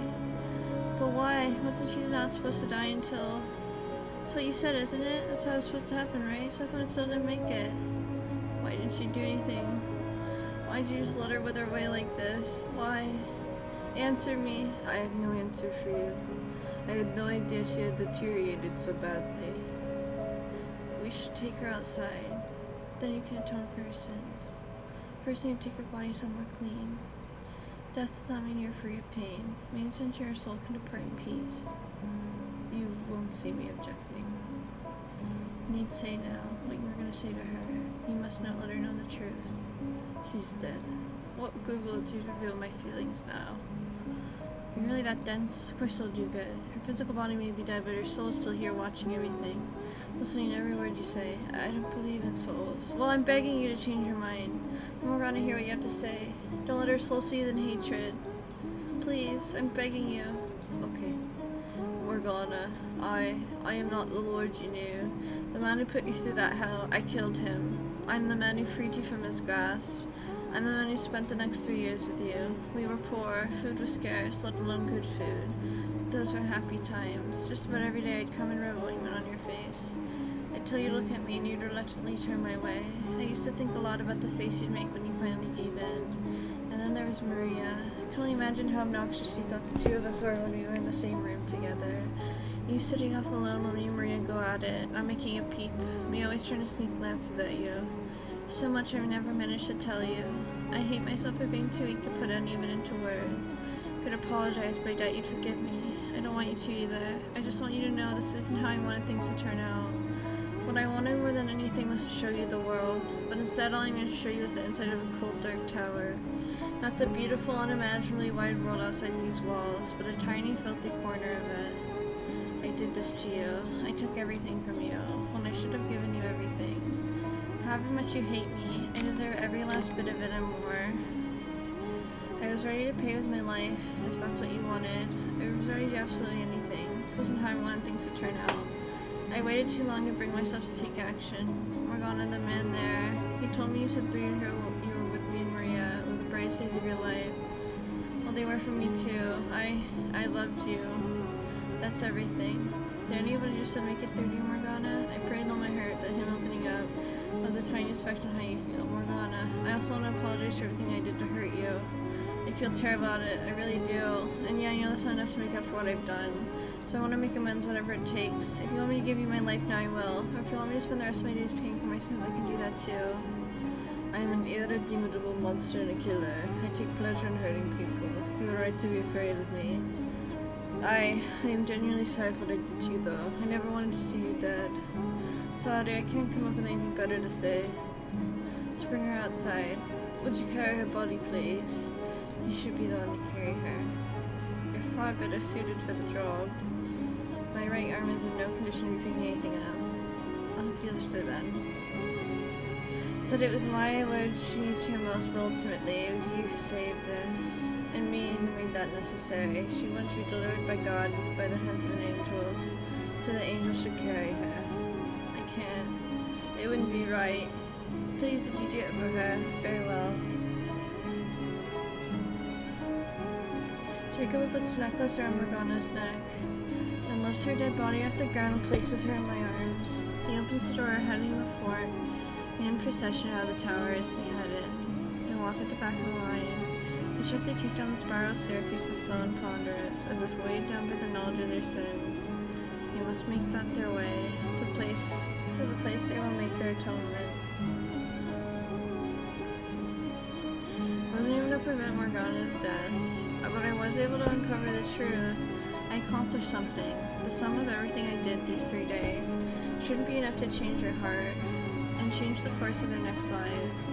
Should be able to avoid the tragedies they witnessed through each of their doors. When we step through the door and people see Morgana's body, we'll be able to pay for our sins. Ultimately, I'm the one responsible, so the two of you can stay behind. I'm coming with you. I died because of the things I did. Kids just pretending to have anything to do with me. No, I don't want to. I've had any intention of fleeing. You may have been the one running the operation, but I did just as many terrible things as you. Well then. You say, Michael? Yes? I hear this probably not a chance to say it.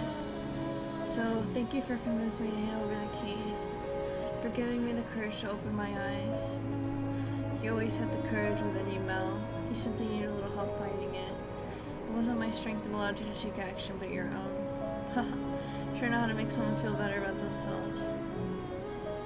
Like to be a little stronger next time around with the release of next life. Like to be strong and face whatever comes my way, not to run away or try to ignore it. I have no doubt you will be. The trials you made to face are great, and very few of them are your own making. Yours is a tragedy of circumstance, the feelings kept secret and good intentions gone wrong. You can face the problem when it arises rather than look away. I'm certain you can find your way to a better future. And in my next life? I do. Trust you know what you're talking about then. And then burn your advice to my soul. Don't look away. Please do. Glad to have met you. For the next life, I'd like it if we could be friends. Just so you know, you'll never continue on walks around a lake or take naps out in the sun. Oh, well, that makes you sound like a very gloomy, unpleasant person to be around. Just joking. Thank you. You're welcome. You know, you kept telling me you weren't an angel, but you actually are you? I promise you I'm a regular man. I told Morgana you were an angel. Angels and demons don't get along very well, so I'd rather not run into you in my next life. I appreciate what you did here, though. I'd do my best to be more human next time. Please do. I repeat to myself what you told to me, is that what I need most is the strength as I make my departure from this world. So then maybe I won't forget it, even if I do lose my memories. Burn it into my soul. I'd rather like that. I think I'll follow the boy's lead there. That would be best. And I'll keep praying that even if you aren't capable of love, you'll be able to live a peaceful life with a good woman who loves you. So you'll be able to make her happy by doing so. Still think she'd be better off not knowing me. Whether you want her to or not, she's almost certainly going to meet you and fall in love with you. I don't know that I think about it, she's not as normal as I first thought. She's a peculiar woman. I can't say I disagree. Well, I guess this is goodbye then. Hey Golden, how are you? That it is. I know everyone else is doing it, but I've got nothing to say to you. I didn't expect you would. Huh. Well, I suppose I do have something I'd say to you. And what might that be? Be more open with yourself. If you'd only put your feelings in a word, things would turn out differently, both in this life and your next. Coming from you, a man who looks even more closed off than me, that rubs me very much the wrong way. Do I really look that closed off? In more ways than one, yeah. Part of me is deeply ingrained. Tell me to open up will magically disentangle my personality and me to be. I don't think you're as twisted as you believe you are. I'll consider it if this next life nonsense you're saying is true. Please do. Lord have mercy, one hell of a man certainly brushed his way into my life. Last thing I expected was for an outsider to be the one to get us to open that door. Impressive work for one man. Not only my doing, I'd help from a number of people. And it was you, Giselle, who did the most getting me here. Not as big of a man as the dreams you make me out to be. Before this, I'd lost so much. I felt utterly powerless. I was on the verge of abandoning all hope. But having the opportunity to meet all of you, to spend time with the people around you, did a great deal to revitalize my spirit, despite the atrocities involved. So I thank you. I pray your next lives may turn out better.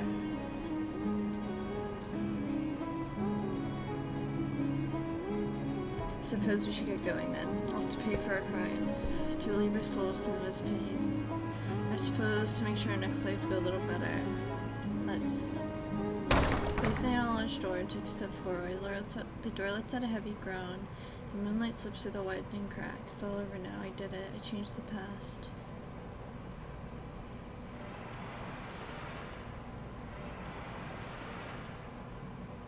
What? What the hell? See beyond the door is not the nightmare courtyard. Sun hangs in the sky, shining down on the blood-soaked grass. Why? What's going on? That's when I noticed. The weight of Morgana's body is gone from my arms, and then... in the courtyard. Mel, Nellie. See a flaxen-haired girl vomit blood and fall to the ground. A young man kneels over her and takes his own life. No. There are dead, dying townsfolk all around the nun. The swordsman scared as he scrambled to reach her. The door just to my back. Jacopo. The Lord lies unmoving, slumped against the wood frame in a pool of blood. How could this be? We were all just talking on a minute ago. How the hell do we go from that to this? Why? Why, damn it? I changed the past, did I not? I steered them away from this outcome. I changed... Oh, That's what this is? Actually, I won't believe it. It makes sense. Since something wasn't quite right ever since I've been feeling since I got here. The darkness that swelled up when I touched the necklace. It's never the past at all. This isn't the real world. It's the realm of the dead. Seemed to me in which the cursed mansion resides. That's why when I arrived here, something felt off. Because death filled the air. Somewhere deep down, I could sense the similarity between here and the mansion. The gathering place of the departed souls. Hi, how are you? Sorry, I'm not sure how to pronounce your name. I can't read, Japanese. I used to be able to read a little Japanese, but not much. Do you like Fata Morgana? To exist and to interact with the real past. To be able to summon the darkness, because this isn't the real world, merely reconstruction of projected souls' memories. It's all set in stone long ago. None of the time I spent with them was real. Every emotional moment I thought I shared with them was all an illusion. None of my conversations, none of the smiles I managed to get out of them were real. I was never there. I was never present in the past with them. I'm currently sometime after all that, sometime beyond the era Morgana lived, beyond the 17th, 18th, 19th centuries. What I spoke of as their next lives was actually their past lives. All three tragedies are history. Immutable, irreversible history. There's nothing to change anymore. What then did I fight so hard to achieve? What did I accomplish then, warning them their next lives by convincing them to endeavor to take different paths? Nothing? Was it all for nothing? I go limp at the sight of it all, dropping to my knees and sending ripples through the sea of blood. Morgana, the girl who called me an angel and left me delivered to father, still chained up inside the tower. What did I accomplish? What purpose did anything I do serve? Was it all just a big damn waste of time? My cries go unanswered, simply fading into the dead air. Giselle kept me going, much as ordeal still silent. No, I did accomplish something. It wasn't a waste of time. Everything I did wasn't for nothing. I may not have changed the past. I may not have stopped their tragedies, but I achieved something. I uncovered their stories. I learned the truth of everyone's involvement. You can't take that away from me. I know you've been watching this whole time. I know you're out there, Morgana. You know the truth now. I accomplished that much. That has to change how you see them, at least a little. The present Morgana has a change of heart and decides to go over hatred, and that should cause the cursed mansion to disappear. Set their souls free. I take that leap of faith that what I've done is enough, and now I make my way back, believing there's a future for them beyond their tragedies. I'm coming back, Morgana. I'm returning to that house. The world of blackness seething with hatred to my present. I'm gonna try this once more. An honest attempt to really see you, to face you, Morgana. Be there as soon as I can. Kneeling in a puddle of blood, I turn my gaze towards the heavens. The searing sunlight is slowly eroded by the darkness, and my mind, body, and soul follow soon after. Bloody corpse-riddled courtyard dissolves, and I find myself once more in an utterly lightless void. I clench my teeth as hard as I can manage, squeeze my eyes as tight as I can, because that's the only way I can keep the screams back, tears spilling from down my cheeks. Oh, I got an achievement. Oh, I completed it, the chapter.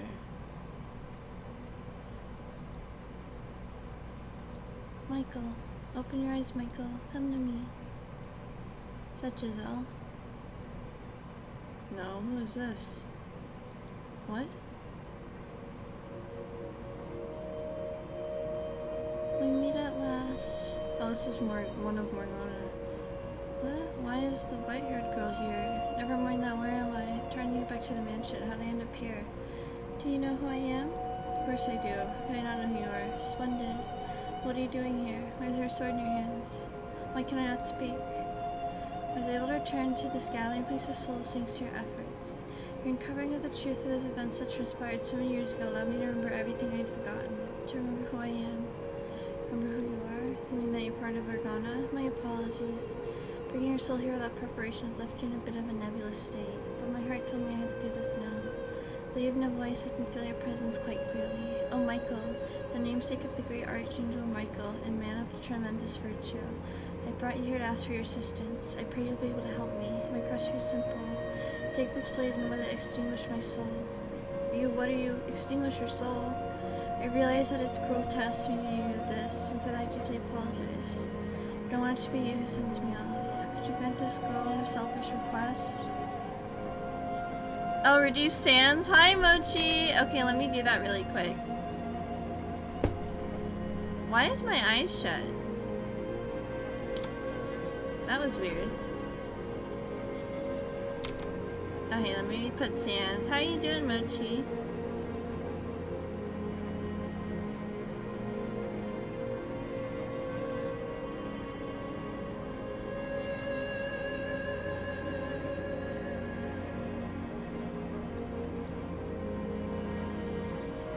Tell myself the truth. I'm doing epic. How are you, Gamerella? I'm doing good, thank you. We're at like the end of this game, so I'm really excited to finish. Not because I want to see anyone extinguished, but because I want to set everyone free from the mansion's curse spawns. Because I want to put an end to the cycle of pain and suffering. Because I wanted to save every last person on this tragic quagmire. Quagmire? Oh my god, Family Guy reference? That includes you. And you're asking me to eradicate your soul? I must be destroyed. You can't tell me that after everything you've seen, you haven't realized that I have no place in their lives. Giggity! Well, it's true Morgana wished for misfortune to befall them. If I hadn't been there, none of the tragedies would have taken place. If I hadn't been there, the flaxen-haired girl would have been able to let go of her yearning for her brother. If I hadn't been there, the shipwrecked merchant's lover would not have lost her place as his tether. If I hadn't been there, the ambitious businessman would have not been betrayed by his close friend. Why are you acting like it's all your fault? Are you saying to save everyone would be better off without you? I was not a victim of the tragedies. I am culpable for them. Culpable? Like hell you are. I saw everything from start to finish. You didn't intend for anything bad to fall on anyone. You always act out of the good of your heart. And you're telling me that makes you culpable? What do you say to answer one last thing in question, Michael? Question of what I am. The explanation might be a bit lengthy, but I'd like to share it with you before I depart. I was, as you would ascertain, created by Morgana's mind as it broke down in that tower. I was born to be a receptacle for her pain, to ease her suffering. But there's more to the story that might go. Upon her death, Morgana's soul was afflicted with a great pain resulting from the hatred and resentment she bore. The fact that she viewed herself as a saint only served to amplify that agony. Her identity as a saint gave her a purpose in life, while simultaneously constraining her. A saint must put herself second to all others. She must be caring, generous, forgiving. She must not bear any ill will for anyone. That's not how she felt deep down, though. She was not a saint out of the goodness of her heart. She wanted to hate them, but her identity would not let her. The two conflicting aspects of herself tore Morgana apart. She was unable to withstand it. She took all her saintly characteristics and gave them to me. Caring for others, putting her second being forgiving. And then she severed that part of her soul. So that's why you seem so really pure-hearted. It is no longer part of Morgana, but something entirely separate. However, I wasn't me yet either. When you came to the mansion and resurrected Morgana, you resurrected me as well, but I had no self at first. I was supposed not much different than the particles of dust floating around the mansion. But eventually the dust gained a sense of self, taking a form as a human soul, and descended into the realm of a man and the fate which governs it. What do you think the first thing a new soul wishes for when it's born, Michael? To live. I wish for a continued existence in this world, in a world where I was never meant to exist. I refuse to accept that there's anything wrong with wanting to live. I was supposed to remain within Morgana as a part of her. I was never meant to be a soul of my own. To become one was to turn against the laws of the universe. I wished to live, and Morgana wished to curse these three men's souls. Though we sought after completely separate things, because we are once two parts of a whole, each of our wishes were shaped by the others. In order for an incomplete soul like mine to survive, it needs something to bind itself to the world, something strong enough to prevent the universe from correcting the anomaly. So the wish of that anomaly gave birth to yet another anomaly, a house that sat inside the currents of time, one that could descend into the mortal realm at various times and places, and it was a house that served as a tether for my soul. You know, it wasn't Morgana's powers that created the mansion, but your own wish. And why did it have to be the house that bound me to the world? Because that's where she lingered, the girl from which I was formed, which meant that my wish had the consequence of granting Morgana's with it. The house, having attained perpetuity, served as a place for those reconstructed by Morgana's curse to return to. Furthermore, my connection with her had another consequence. I was the one most affected by her wish. As much as I may have wanted to do good for them to be happy, fate was dictated by their wish. In that position, my merely showing affection for anyone was damnable. Falling in love was an act of villainy. My very presence malevolent. Don't say that. I was the true witch, the true demon child. Stop talking, please. I should have never been possible for me to have a life at all. Please stop.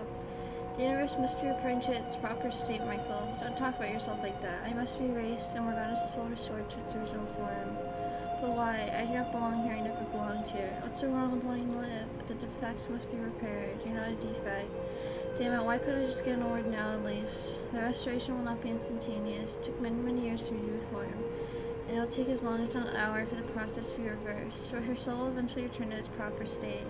Perhaps when her soul is returned, Morgana won't be human. Perhaps she will be a butterfly resting upon the lip of a flower. Perhaps she will be that flower. Perhaps she will be the breeze in which the flower sways. But whatever form she takes, it will be her, whole and complete. With me gone, no more tragedy should take place. So please take this sword and extinguish me. Put an end to the cycle of misery. I want you to be the one who does it. Please, kill me.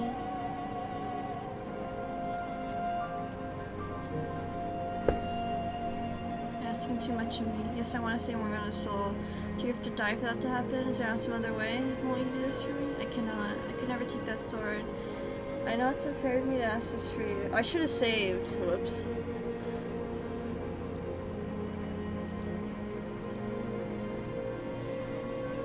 To be you. As selfish as a request might be, I want the courage to draw on this ersatz life, and the man I admire so deeply. You admired me? Let's talk a little bit about the admiration, shall we? And where I got my physical appearance. It goes back to when I was a mere particulate matter drifting about the house. I saw domain of my own at this point, witnessed everything that took place in the house, and the moment of your death, Michael, I was born. So my death. Actions that day appear to me as the very definition of selfless and honorable. Your life bore many similar lives to Morgana's. You're both abused, imprisoned, and called a witch. While Morgana sought vengeance, you watched her mother burn your crucified body, and you wished for release rather than revenge. There's nothing honorable about that. I just lost all hope for myself. I expect you to disagree with me and say it was a sign of your weakness, but that was not how I interpreted it. Self-sacrifice being one of the core characteristics Morgana gives me is deeply noted. You didn't curse those who had wronged you in life. You chose your own destruction, and I admire that strength of spirit. The admiration helped to shape my wish to determine the form I would take, the name I would have. So whenever I gained a physical body, it was modeled after yours, with snow white hair and red ruby eyes. Why my name was always Michelle, after the same angel from whom you took yours. I'm no way worthy of anyone's admiration. My admiration caused both you and me a great deal of pain, and for that I apologize. But it also shows just how much I want to be like you. I'd ask for you, if you'd be so kind, to consider this great favor for a starry-eyed little girl. A girl who quite literally idolized you to her very soul. I couldn't ask for greater honor. How could you tell me that? To be erased from the world by you, my idol. Then ask me to kill you. Please, Michael. Be the one to send me off.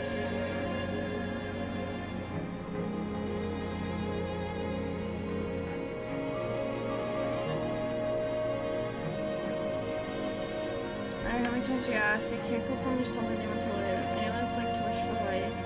I don't know if you realize it, Michael. This is the first time we actually met. Story of the fourth door is Morgana's creation. Which means that until now we've never been in the same place, we're both aware of the other's presence. I wish you should be concerned I'm a complete stranger, yet you still hesitate. Glad that you're elected, but you've shown me enough sympathy. I don't consider you a stranger at all. Indeed, this is the first time we formally met. By watching you go through so much. I've seen you live 3 different lives. I've seen the impact you had on the people behind all 3 of those doors. You're in no way a stranger. My erasure, Morgana's soul will eventually become whole again. Your curse, the eternal cycle of agony it brings, will be no more. When I'm gone, everything will turn to its rightful place. I implore you not to hesitate any longer. Are there really no other options? Is killing you really the only way to make things right? To release everyone from this curse? I'm delighted to finally be able to meet you. The man after whom I modeled myself. I'm incapable of taking my own life, Michael. God's teachings prohibit it, and as such my identity as a saint prevents me from doing so. No, I don't want you to commit suicide. I want to find some way for you to live, from your part of this world. I know that by asking you of this, I'm causing you a great heartache, and for that I offer you my sincerest apologies. But so long as I continue to exist in this world, Morgana can never truly have redemption. Tell me, who is it you've been finding so hard to save? That doesn't mean that I didn't want to save you too, believed I could save everyone I summoned to the mansion. That no one would have to suffer anymore. That there would be no more tragedies. Michael, take the sword, please.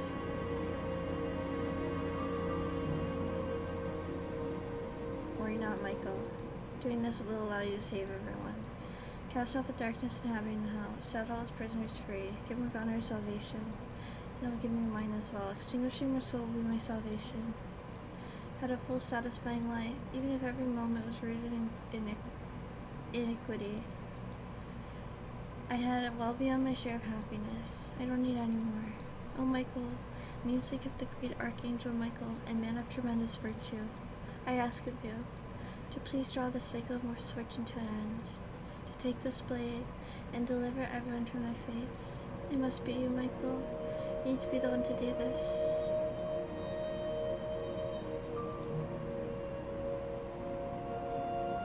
Thank you, Michael, for having the strength to do what must be done. I apologize for putting you in such a difficult position. Once my soul has been erased, I will be gone from this world forever. I will not return, not in this or any other form. Feel no woe in that knowledge, though. I welcome my destruction with the utmost joy. However, if it wouldn't be too much to ask, for you to just keep a little bit of me in the corner of your soul, Michael, to remember me, remember the life I lived, make it all worthwhile. Thank you, Michael. Invariably a genuine. The whiteness surrounding me evaporates. I find myself back in the observation tower. I can still feel in my hand the impact of the sword piercing her breast. Ugh, damn it. Why? Why couldn't there have been some other way? Erasing a soul is not salvation. God damn it all. She deserved better. So much better than that. Now is not the time to grieve. There has to be work to be done. Girl whom I must offer the chance for salvation. I must incur over the white-haired girl's death now. There are things I need to take care of first. Morgana. I'm gonna save here. Guys, I'm live again. I hope you're doing well. I got off work about an hour or so ago. I was using the time to recuperate before streaming, since I promised I'd stream after work. And I feel really good. I feel very happy right now. Just a little bit tired physically. Not sleepy tired, but like my body's tired. So, oh my god, my rice is done. Not my rice being done as soon as I start streaming. OMG. Okay, well let me at least open Fata Morgana. Fata Morgana. Steam. Please open. I don't know why my Steam wasn't already open, but that's fine. It is what it is. You know. Okay, let's see. Fata. Click. Open that up. I'll get the rice after Fata.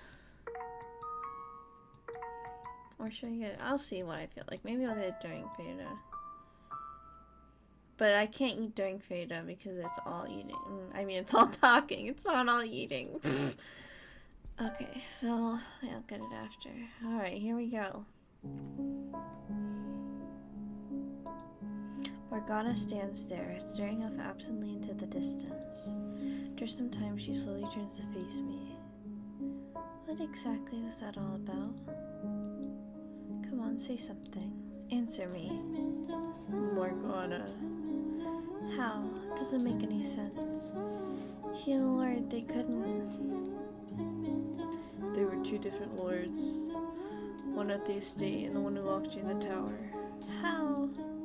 What was he doing there? That's not what I did. Men I was trying to curse. The Lord who threw the bloody Sabbaths. How did I?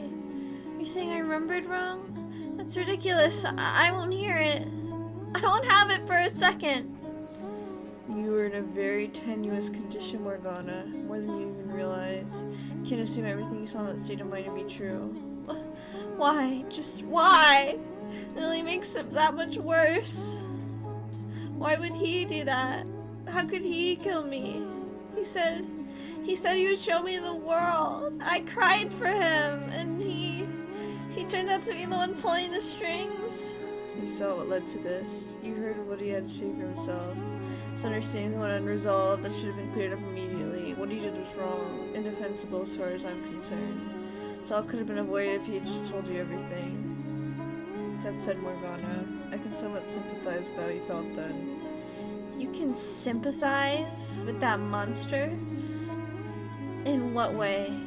He loved you, sincerely loved you. And to be the target of such vitriol from a girl he cared so dearly about, and to be mistaken for someone else entirely, I can understand how that would have hurt. Doesn't matter. It doesn't change anything. Like I said before we started all this, it doesn't change anything. Does this revelation change what happened to me? Does it make it any less hate-filled of a witch? What does it matter if he had his reasons? What does it matter if he's not who I thought he was? It doesn't change the fact that I despise him with every fiber of my being. It's time to let go, Morgana. I met with the white-haired girl. I know her true nature. That's not me. You're right, I can definitely say that you and the white-haired girl are one and the same. I cannot definitely say, sorry. However, I can say certainly that she was a part of you. Creation of your broken spirit. Fact remains that she was closer to you than anyone else, in every sense of the word. See the situation you're in, Morgana? The terrible, tragic irony of it all? You cursed yourself along with everyone else. Brought ruin to the life of your own creation numerous times. You murdered yourself. It's time to let go, Morgana. There's only pain to be found in continuing down this road. Morgana. Take a step towards her and she steps back, quietly maintaining her distance. You can almost hear her trembling in her voice as she says, Stay back. You stay away from me. You have nothing to be afraid of, Morgana. I won't hurt you. I should stay back, you. I bet you think this is hilarious, that I'm blind and a fool. Morgana. Yeah, it's good on you, my dear. You've revealed my big secret. I'm a feeble-minded little girl with poor memory. You've uncovered the truth of my death. Discovered the white-haired girl's true identity. I always presumed she was you. How foolish of me. Laughing like I knew anything. Cursing the entirely wrong man. Absolutely brilliant, you must say. Made myself into quite the laughing stock. I'm not gonna laugh about your pain, Morgana.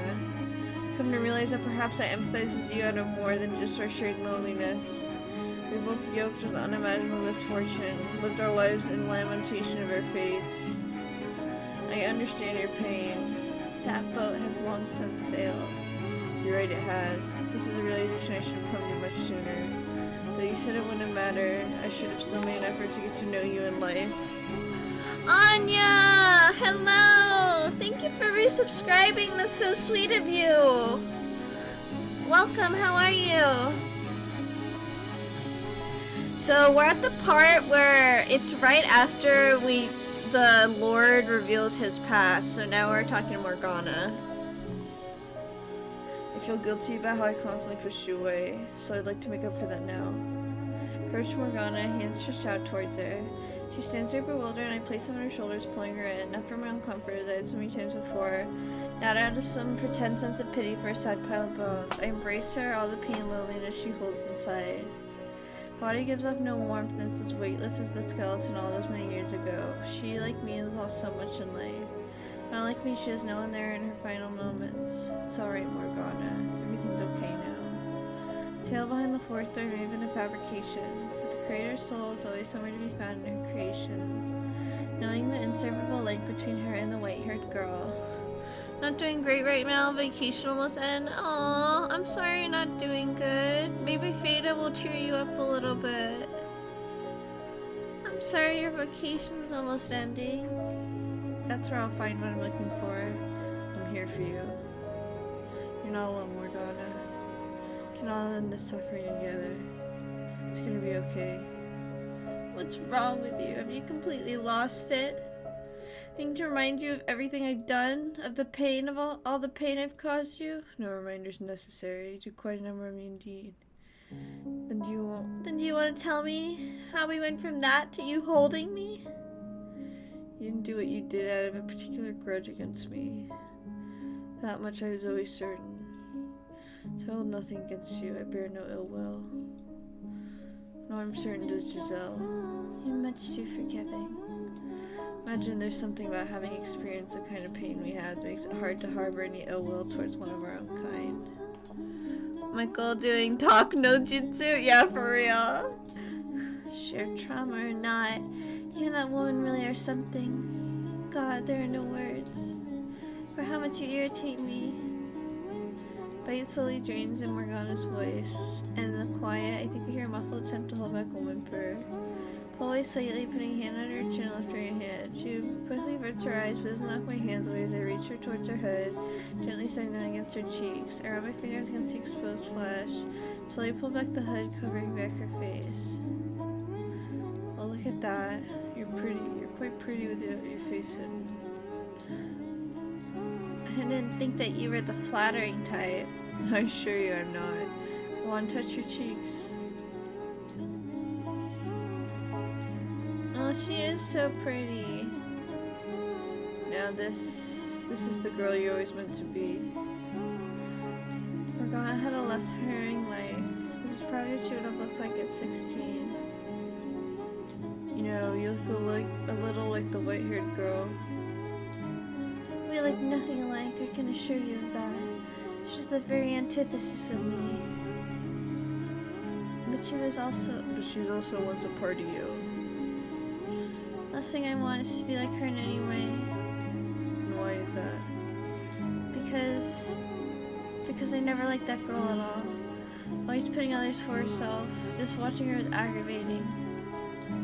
Although in retrospect, she was everything about myself I deemed necessary. So that may explain why it was so hard to watch. Also, you're so sure she was you. It made it all more frustrating. Why would her being me bother you so much? Because that wasn't you. You're aggressive, you yell, you fight. Is that how she saw me? How wouldn't it bother me that you came back as a quiet, passive, subservient girl? Of course, now that I know it wasn't you, so... You're sure that it was me despite thinking we were nothing alike? Apparently so. Hold on a second, why would that bother you? Let you figure that one out. It's not important. So you've got my attention. What are you planning to do now? To leave the mansion with you. Set everyone free and break the curse. Setting them free will set you free as well. So you want me to release their souls? Exactly. Just so you know, I haven't forgiven them. My hatred isn't gonna just vanish like it was nothing. I'll never be able to forgive them completely. But you're right. This has gone on long enough. Morgana. I'm not even sure what I'm doing anymore. It's all your fault. So sure, I'll release your souls. I'm glad to hear it. However, I don't want to see them alone. I'm not sure I'll be able to set them free enough to face them on my own. That won't be a problem. I'll go with you. We'll go see them together. You get to be my guide this time then. Get to take up Giselle's old mantle. That I do.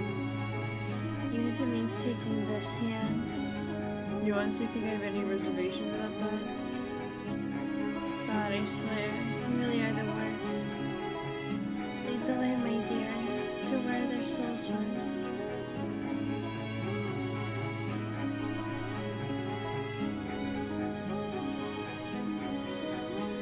Hand in hand, we traveled the cursed mansion's corridors. The halls overflow with darkness, cut off from the sun and devoid of color. Despite having spent much time in this place, it never stopped being depressing and gloomy. No one, for any reason, should be left behind in a place like this. Across the living room, make our way to the back garden door. There are no children laughing on the door, but I can faintly smell flowers. Michael, what am I supposed to say to them? Nothing comes to mind, you don't have to say anything. I get the feeling there's something to say to you though, if you would try to hear them out. I'm not looking forward to this. It'll still go fine, I promise. Nothing that happens could possibly make things worse than they already are. The only way to go from here is up, so here we go.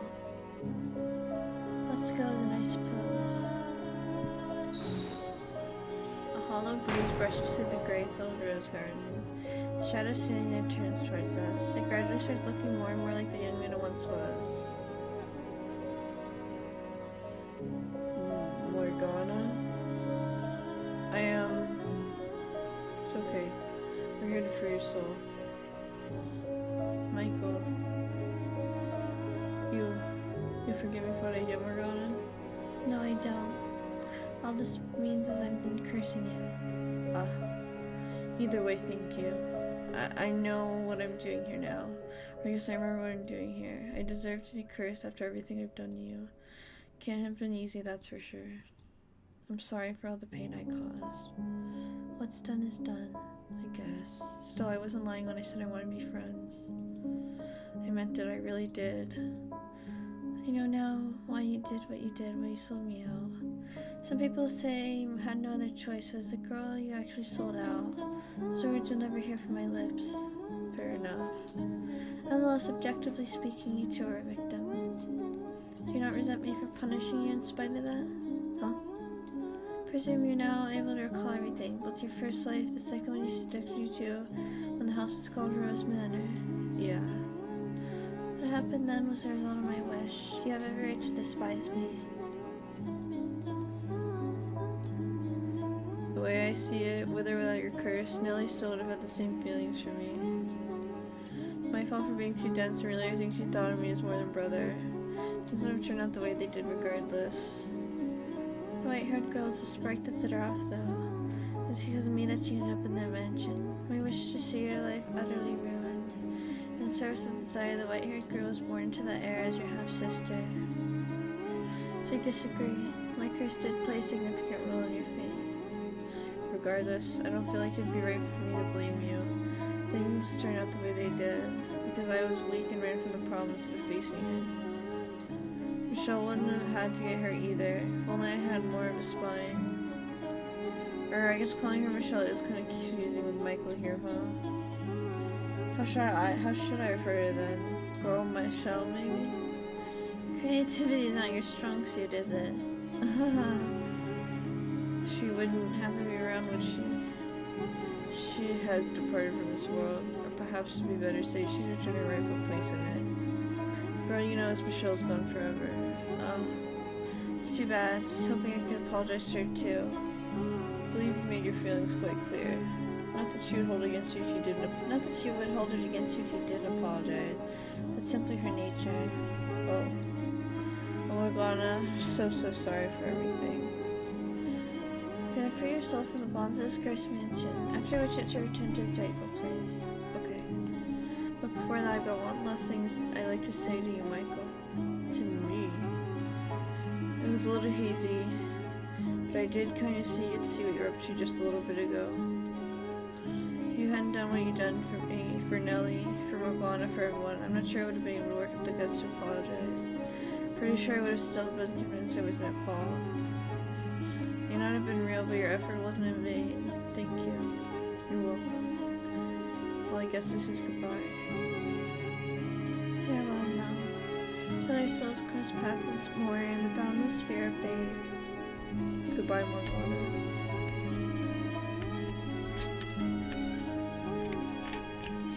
You have to tell me that he wasn't a bad person. But bad people aren't the only ones who do bad things. Very true. It's true, yes. But having a conscience can be a double-edged sword. The regret is so overwhelming that you don't want to believe you can do something so awful.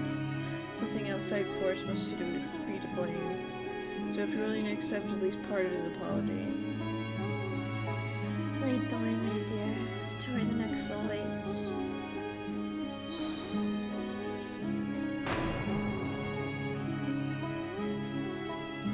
Staircase leading to the cellar's quiet, the air still. No sounds of flesh being devoured, no stench of blood, just darkness reaching ever downward. I'm gonna have to ask you to go in first this time. I don't mind, but why? I'd rather not be skewered. I'll be fine, I'm sure. I don't have time. I can't say I'm anyone as confident as you. So you get to be my meat shield should anything go wrong. So that's why I'm nervous. We may have bodies, but we are still capable of feeling pain. You have to remind me. I have to say, Charles actually made it to the top of that tower. That's supposed to be a compliment? Half an hour. Regardless, I don't assume we're safe just because you're already dead. I think you're 80% close to the I thought it was like about to end after this. Are you kidding me? I'm only 80%. That's crazy. I thought I was about to finish this game. Like I literally thought we were at the end. Whoops. If you were to attack and destroy your soul, you'd be erased for all eternity. There'd be no coming back in any shape or form after my What else is there to do? Just something to keep in mind. I'm not worried. We shouldn't have any trouble talking to him. If you say so, then off we go.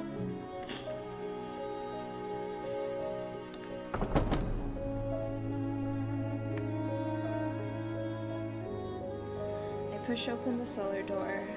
Behind it, a shadow of a man sits on the floor leaning against a stack of boxes. Sorry. He slowly rises to his feet upon hearing us enter. As he does, the blackness dissolves away, revealing a man.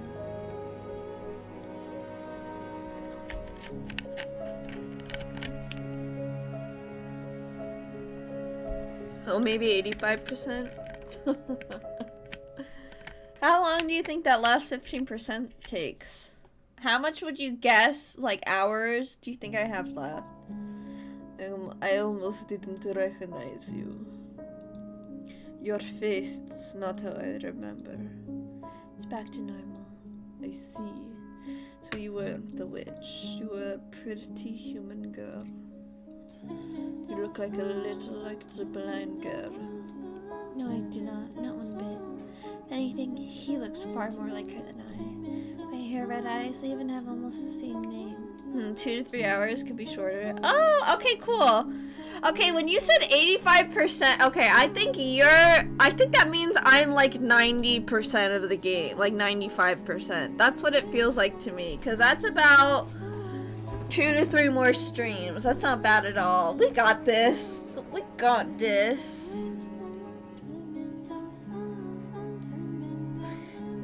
Okay, cool. So I am as far as I thought I was-ish. I thought I was a little bit farther, but that's still good to know. Thank you, Anya. Thank you. Sorry for bugging you. Thank you for all the information. I think comparing her to a large, dour-looking man is a bit disrespectful. Don't pretend you look any more approachable. He's not even half the man you think he is. Was that really necessary, Morgana? Oh my god, true though. Was that really necessary? She shaded him so hard. She was like, he's not half the man you think he is. Like, bitch, girl, you need to calm down. He is a man. He is indisputably a man. No matter what reason you have to claim otherwise. Actually, can angels be male or female? Can you please cut it with the angel thing already? So, what brings you two down here? We're here to free your soul. You're forgiving me? Absolutely not. However, I would say there's no point punishing you any further. I see. You are in no uncertain terms one of the most evil men I've ever encountered. I can hardly argue with that. Should you so desire, I can eradicate you. Morgana, Let me finish, Michael. Instead of letting your soul return, I can erase it. Your existence is a scar on the world. The allure of killing is too strong for you to resist. Even without my curse, you would bring pain and misfortune on others. You're right, and that would probably be for the best. The world would be better off without me. And I know that, I do. But I don't want to disappear. As you wish, then I release your soul. Before I go, allow me to burn this in my soul. You must resist temptation if you are to blend in. So in my next life, I won't be a killer. I suppose it's worth trying. Do your best. I will. Farewell, Yukimasa. Till our souls cross paths when we are in the boundless series of fate. Farewell, Morgana. Damn, he didn't even apologize. He's not the only one who derived pleasure from others' pain. Morgana. It's strange, setting them free. I both feel like the weight's been lifted, and like I'm the greatest villain of them all. Perhaps by forgiving them, you can come to forgive yourself. Oops. But if I forgive them, does that make everything I've done up until now? The first step towards moving on. Could you forgive those who wronged you then? The one who tormented you, your brother who made a mockery of you, your oldest brother who took your life, your mother so unwilling to accept you she burned at the stake, the villagers who falsely accused you of being a witch, your father who raped the woman you loved. Could you forgive them? If they were willing to repent. And if they weren't? What if they showed up intent on causing you more pain? Then I... Show them an act much better than any of them right now. Let's go, we have more soul to free. The hours of reading man is too long for me. I can only read it for 40 minutes max. Oh yeah, by the way, I'm reading Umineko after 3 years. OMG, Anya. Wait, you never read it? But your name's Anya Castellodi and you've never read it? What do you... I thought you read... What? I thought you read Umineko. Oh, rereading. I'm an idiot. I didn't see the re. Ignore me, ignore me, ignore me. I'm sorry, Anya. I'm sorry. I didn't see the re. I'm sorry. That makes way more sense now. I'm sorry. I'm an idiot. My bad. My bad. Okay, that's cool though. That's awesome. Yeah, when I really get into the visual novel, I can read it for a long time, but I usually try to do 45 minutes to an hour per game on stream, because that's like my usually that's around what I can handle, but sometimes when I'm really into Vian, I can go for longer, you know, like, if it's Higurashi, I can go for hours, baby. There is something I've been meaning to ask you. Is Giselle really there with you? Because I can't sense her at all. If she were in the mansion, I would know, but I can't feel her presence anywhere. Be honest with me, you can't feel her either, can you? Are you sure her soul hasn't extinguished?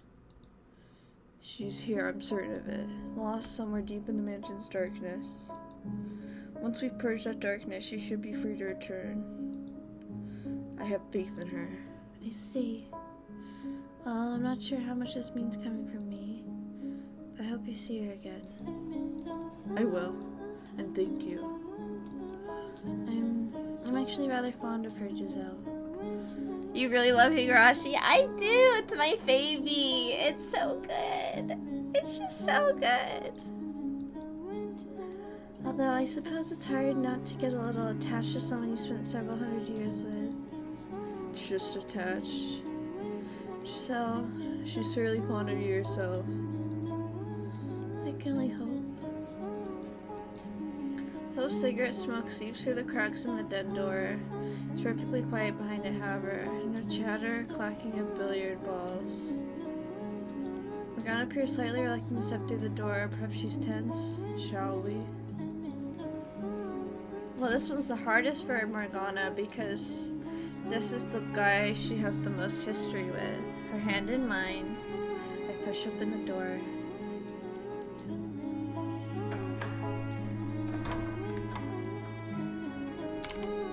One second. A shadow is perched on the edge of a dark green rectangular table. He freezes for a moment when he hears us enter. Quickly finding his composure, marching toward us, approaching his step. The shadows dissolve, revealing the man. Morgana, your face, it healed. It did. It's been a long time coming. Did you look at that? No, let down. Is it him that healed you? Yes, it was him. Well, I'll be. I was always hoping I'd be the one to have the honor. You lost that qualification when you... Yeah, I know. I'm the one who made you into a witch. I'm the one who killed you. I don't expect to deserve your forgiveness. I'd still like a chance to make amends in any way you wish, even if it means being cursed for all eternity. I'm here to release your soul. Once it's done, that's it for me. No curses, no forgiveness, nothing. So you're cutting ties completely. Damn. Truthfully, I had no idea how you felt about me. Oh, wait. Truthfully, I had no idea how you felt about me. But that ship sailed long ago. Far, far too long ago. I know. Nothing can change how I feel about you, not anymore. I bet. I'm gonna release your soul now. Could you hold off on that for a moment? I don't expect you to reciprocate or even accept. If I don't put my feelings into words, I'll never get them through to you. I think that's how she put it anyway. So I asked for one last chance to put them into words. Morgana. Fine. The girl with the white hair, my wife. Michelle, whatever. Something about that name always felt off to me. I can never shake the feeling of calling her that was somehow wrong. Wait, so you already met the white-haired girl with the sword? Sorry if you haven't. Spoiler. Yeah, I have met her. Don't worry. Yeah, I met the girl with the sword. Don't worry about it. You're good, Anya. No spoilers. Yeah, I already met her. This is after that. When I first saw her, I first saw that smile. I was dead certain that she was always had always been missing from my life. I finally found what I'd been searching for. And now I know why. Because I felt you in her. Memories of you ingrained on my soul. Oh, it's gonna be shorter then? Oh yeah. You should know better than anyone that we're nothing alike. The girl wouldn't say anything remotely impolite, even if you held a knife to her throat. You're right, you're nothing alike. We've both got this aura about you that drew me in. Your soul's aura. I love you dearly, Morgana. I've gotten the right to ask anything of you I know, because you made me smile for me. Just once is all I ask. I can't do it. I should. I know I should. That would let us end things on a nice note. But I can't force myself to smile. It wouldn't be fair. Yeah, I guess you're right. Sorry for putting you in that position. I've said my piece. I'm ready now. Okay. Very well then. Farewell, Jacopo. Till our souls cross paths once more in the boundless spheres of fate. Goodbye, Morgana. Couldn't have done anything more for him. Such as? I won't deny that my feelings about him are complicated, but the things he did to me, they eclipsed all that.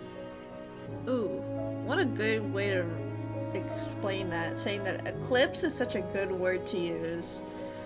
I like that a lot. Merely learning the truth, hearing how he felt, is nowhere near enough to erase that. Couldn't you at least put a little hope in your next lives? Maybe you two could try again.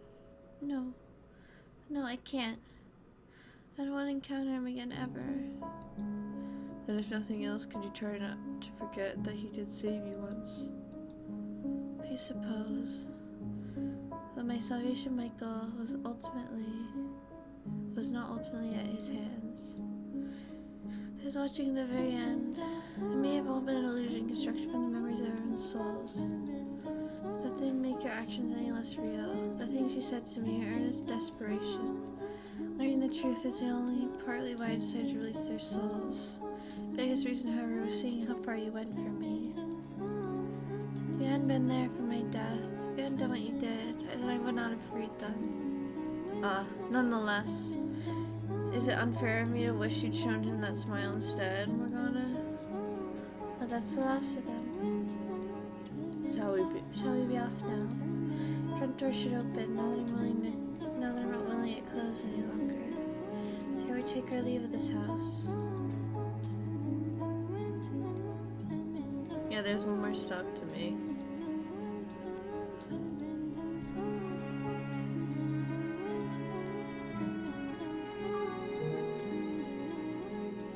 Still one more soul that needs releasing. Be my guide.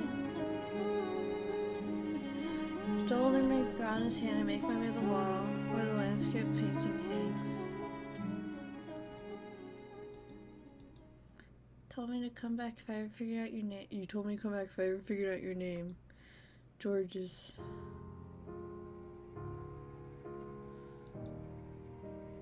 Hey, you Michael. Hello. How'd you figure out it was me? George's? Is that my brother? One of the brothers? Yep, I knew it. Okay, cool. Of course I'd recognize my own brother. Well, granted, I didn't recognize you at first. It's not every day your big bro winds up as a painting, huh? Came as quite the surprise when I made the connection. I bet it did. Hold on a minute. Wait, hold on a minute. You two are brothers? I assumed you knew. Oh, hello there. Quite the companion you've got there, Michael. So what brings you two to my little corner of the house? I've decided I'm going to extinguish the mention. Oh, really? Wasn't that something? Act like I just told you what I'm having for supper. This place can disappear forever. Well, yeah, sure, but what brought about this? I lost interest in cursing out. Aw, now that's some good news. You seem to get along surprisingly well with her. Time out the hoo-ha, nobody else to talk to will do that to you. Not that she ever gave me the time of day much. You expect me to stand here and listen to you yammer on for hours on end? The only thing you're good at is tossing rubbish into. Wait, so she was the one who put the master bedroom key in the painting? That she was. Just tossed her right in without asking. Why did you get rid of the key to my room? I had no use for it. Being in that room always made me uncomfortable. It has this terrible warmth to it, I couldn't stand it. Sure glad she only tossed the key though. Would have been bad if she'd thrown me out with it. I didn't see the need. I did find it curious there was a soul here I hadn't summoned, but you were ultimately harmless, so I simply pretended you weren't there. So she ignored him for hundreds of years? So now what you meant, Michael, when you said this world didn't belong only to me. Brother was able to find his way here, because the place deeply down to your soul. I'm no expert on none of this spiritual stuff. All I know is one day I was just here and full of regret. So if I had to guess, I'd say I probably ended up here because I wanted to be somewhere I could feel you, Michael. Gorgeous. Would you be so kind as to let me apologize? I know quite well how sorry you are. Well, you already apologized once besides. The years not seeing you, not hearing from you, not having any idea what you thought of me. So when I got that painting, it was a huge blow to me emotionally. Talking to you again is reminding me what kind of person you really are, Georges. You didn't mean to hurt me. No. Honestly, I had no idea what I was doing. Mom said paint it, so I painted it. When she told me she sent it off to you, I didn't really think anything of it. It never crossed my mind to think about how you felt out there all alone. The kind of pain you were going through just because of the way you were born. Oh, I'm gonna cry. When you're not the one on the receiving end, it's easy to be completely blind to your own actions. It never even occurred to me that we'd essentially exiled you, Michael. Not until it was all over. Really, all I can say is sorry you got stuck with such a dope for a brother. All we have to do is think about it for 2 seconds, and I would have realized what we were doing. Save your tears? I can't. You know, at the time I thought, what's the matter if you're a guy or a girl? You're still you. But I was wrong. It's not that simple. I can only imagine someone coming to me one day and saying, nah, you're actually a girl. And everyone I care about suddenly not wanting anything to do with me. What a drag that'd be. I'm really sorry, bro. It's okay, Georges. I forgive you. Thanks. I wanted so badly to see you and Diddy here again, Georges. And while I didn't get the chance in life, I'm so glad to have the opportunity to talk to you now. Gotta leave for a bit, see you, Ben. Okay, see ya, Anya. Have a good time. To hear the things you have to say. Pains me to see you just his form, but knowing it's the result of overwhelming regret, that you're just desperate to find me again, it warms my heart. What on earth was that? Me trying my damnedest not to burst into tears. I don't think it worked very well, though. Does the campus look wet? Could you feel it for me? I think I'll pass. Not feeling up for any brotherly love. Honestly, I'm relieved to see you're still the same George as I always knew. Changing ain't really my thing after all. Suppose it isn't. This doesn't sit right with me. What? Why not? Let him off the hook far too easily, Michael. I know very well just how much pain that pain caused you. Might as well have been what resurrected me. I've moved past that though. Make him pay for what he did. Scribble on him. Do what? Scrawl your anger all over the ridiculous painting. But I'm not angry. Now that's a damn fine idea if I ever heard one. You most definitely need to make him pay, Michael. Alright, Georges. Go on, hit me with everything you got. Scribble away. Even if I wanted to, I have nothing to draw with. Choose your finger, I'll trace it out for you. Come on, what are you waiting for? He only wants me to draw on him, doesn't he? He more than deserves it, Michael. Bring it on, Michael. This conversation got bizarre fast. Okay, I'll draw on you.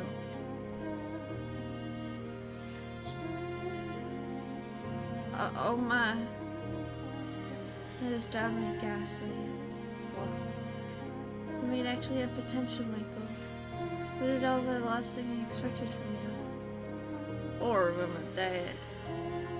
And a demonic being born beside them. Oh, I can just feel your burning rancor, Michael. That's not what I do at all. Then what is it? It's not important. Now let's finish. I think it's time we all took our leave. Yeah, it's when they found the cat together. Oh, can I come too? Well, I might need a little help with that, Michael. You can say walking ain't one of my talents. It's alright, I'll carry you. Careful taking me off my hook. Well, means you're free to drop him, Michael. I must say, that is a rather amusing sight. It's definitely not every day you get to see a full-grown man turn painting being hauled down by a spooky haul by his little bro. Georges. Does make me wonder though, are you two really brothers? I have a hard time believing you're even a drop of blood with this obnoxious lout, Michael. We are brothers, right, Georges? Whoa, don't you start questioning it too, Michael. We're absolutely positively 100% brothers. She has a good point though. I don't even look that much alike. No shocking family plot twist here. I've known you since you were a baby, Michael. Maybe you were secretly illegitimate, Georges, not me. You're not gonna let go of this, are you? I'm just playing with you. Oh my god, you just laughed. Yes? What? I didn't get to see it. What was it like? Give me all the details. An ordinary laugh. Is the world ending? It's not that big of a deal. I laugh just like everyone else. No, you most certainly do not. Nope, you definitely don't. Well, so much for my tearful reunion with the brother I always knew and loved. Anyway, since we're breaking character here, how about one from our favorite witch too? And no cackling, that doesn't count. Excuse me, why would you want me to? Because every time I've seen you smile, I've never been about anything good. It's never been about anything good. Plus now you got your face back, you're actually quite the looker. Go on, give me a big old grin. Not happening. Come on. Okay, fine. If you don't want to do it for me, pretend it's for Michael. Well, what do I have to do with anything? You can do it for old Michael, can't you? Show him those pearly whites, girly. Oh, if you insist, I suppose I can smile for only Michael, but only him. Excuse me, was that supposed to be my voice? Because I do not sound anything like that. Haha, look at you, pumping your cheeks all red in the face. Georges, try not to tease her too much. I don't know how anyone can stand you. It's like every word that comes out of your mouth exists solely to ruin the mood. You know, maybe it wouldn't hurt to lighten up a bit. This is the end of a long journey. It doesn't mean we have to make it somber and uptight affair. I am genuinely not sure how I feel about you, the most somberly uptight man I know, telling me to lighten up. True, she's got a point, but I'm not that bad, am I? Anyway, shall we be off now? Wait, what the? Is my VC face not working? Oh my god, it's not! Let me just do this really quick, guys.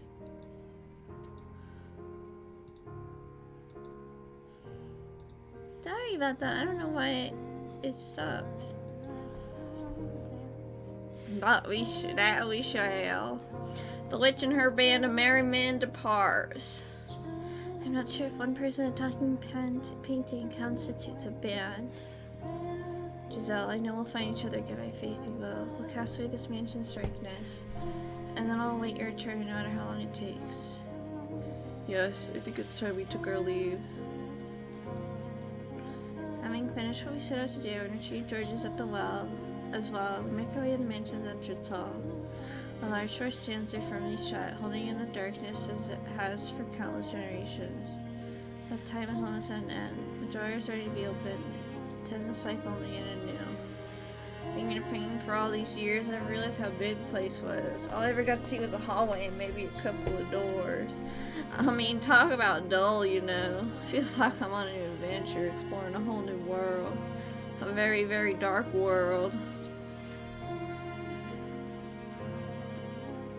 Michael, would you mind shutting him up?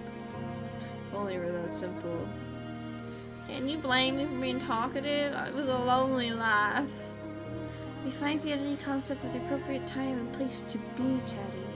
Are you aware of where we are right now? The entrance, by the looks of things. Precisely. The entrance entrances along the act of vengeance is but a few feet beyond the door. And you're chatting away like it's another day in court. Trying to maintain at least a semblance of gravity if you would. Starting to notice you're rather ceremonious, aren't you, Morgana? This is a day to be celebrated, not to be all stiff and no fun allowed. You're not at all worried? No guarantee any hope lies beyond the door. After all, when the mansion disappears, so too will we. And that's the right state of things. Our present forms may cease to exist, but our souls will live on. So as they do, we will eventually return to this world. Let us press onward, not fearing a temporary end. Well said. Wait, I read that in the wrong voice? Oh god, well said, Michael. If I had feet, you'd have just swept me right off them. Georges, I begin to wonder what would happen if I threw you at the wall. Now, let's not do anything hasty. Oh, for God's sake, you're the kind. So let's go then, shall we? Morgana's right. There's this real lack of gravity to the affair. Thanks to George's lackadaisical nature, whatever fear I had is gone as well. Sorry, guys. His ever-playful interactions bring me back to when I was alive. To when it was me and my two brothers. Fond memories of the times we had together, the admiration I had for them, and me chasing after them. Nothing could possibly replace those days, and I'm glad I had a chance to reflect on them, if briefly, before the end. Take a few steps forward, stopping in front of the door, and Morgana steps up beside me. I envision a light that lies beyond it, reaching away, waiting to rip through the darkness. The light we seek, the light that we've long sought. Taking a deep breath, look up at the door, place my hand on its hard surface and push it open, welcoming the future it holds.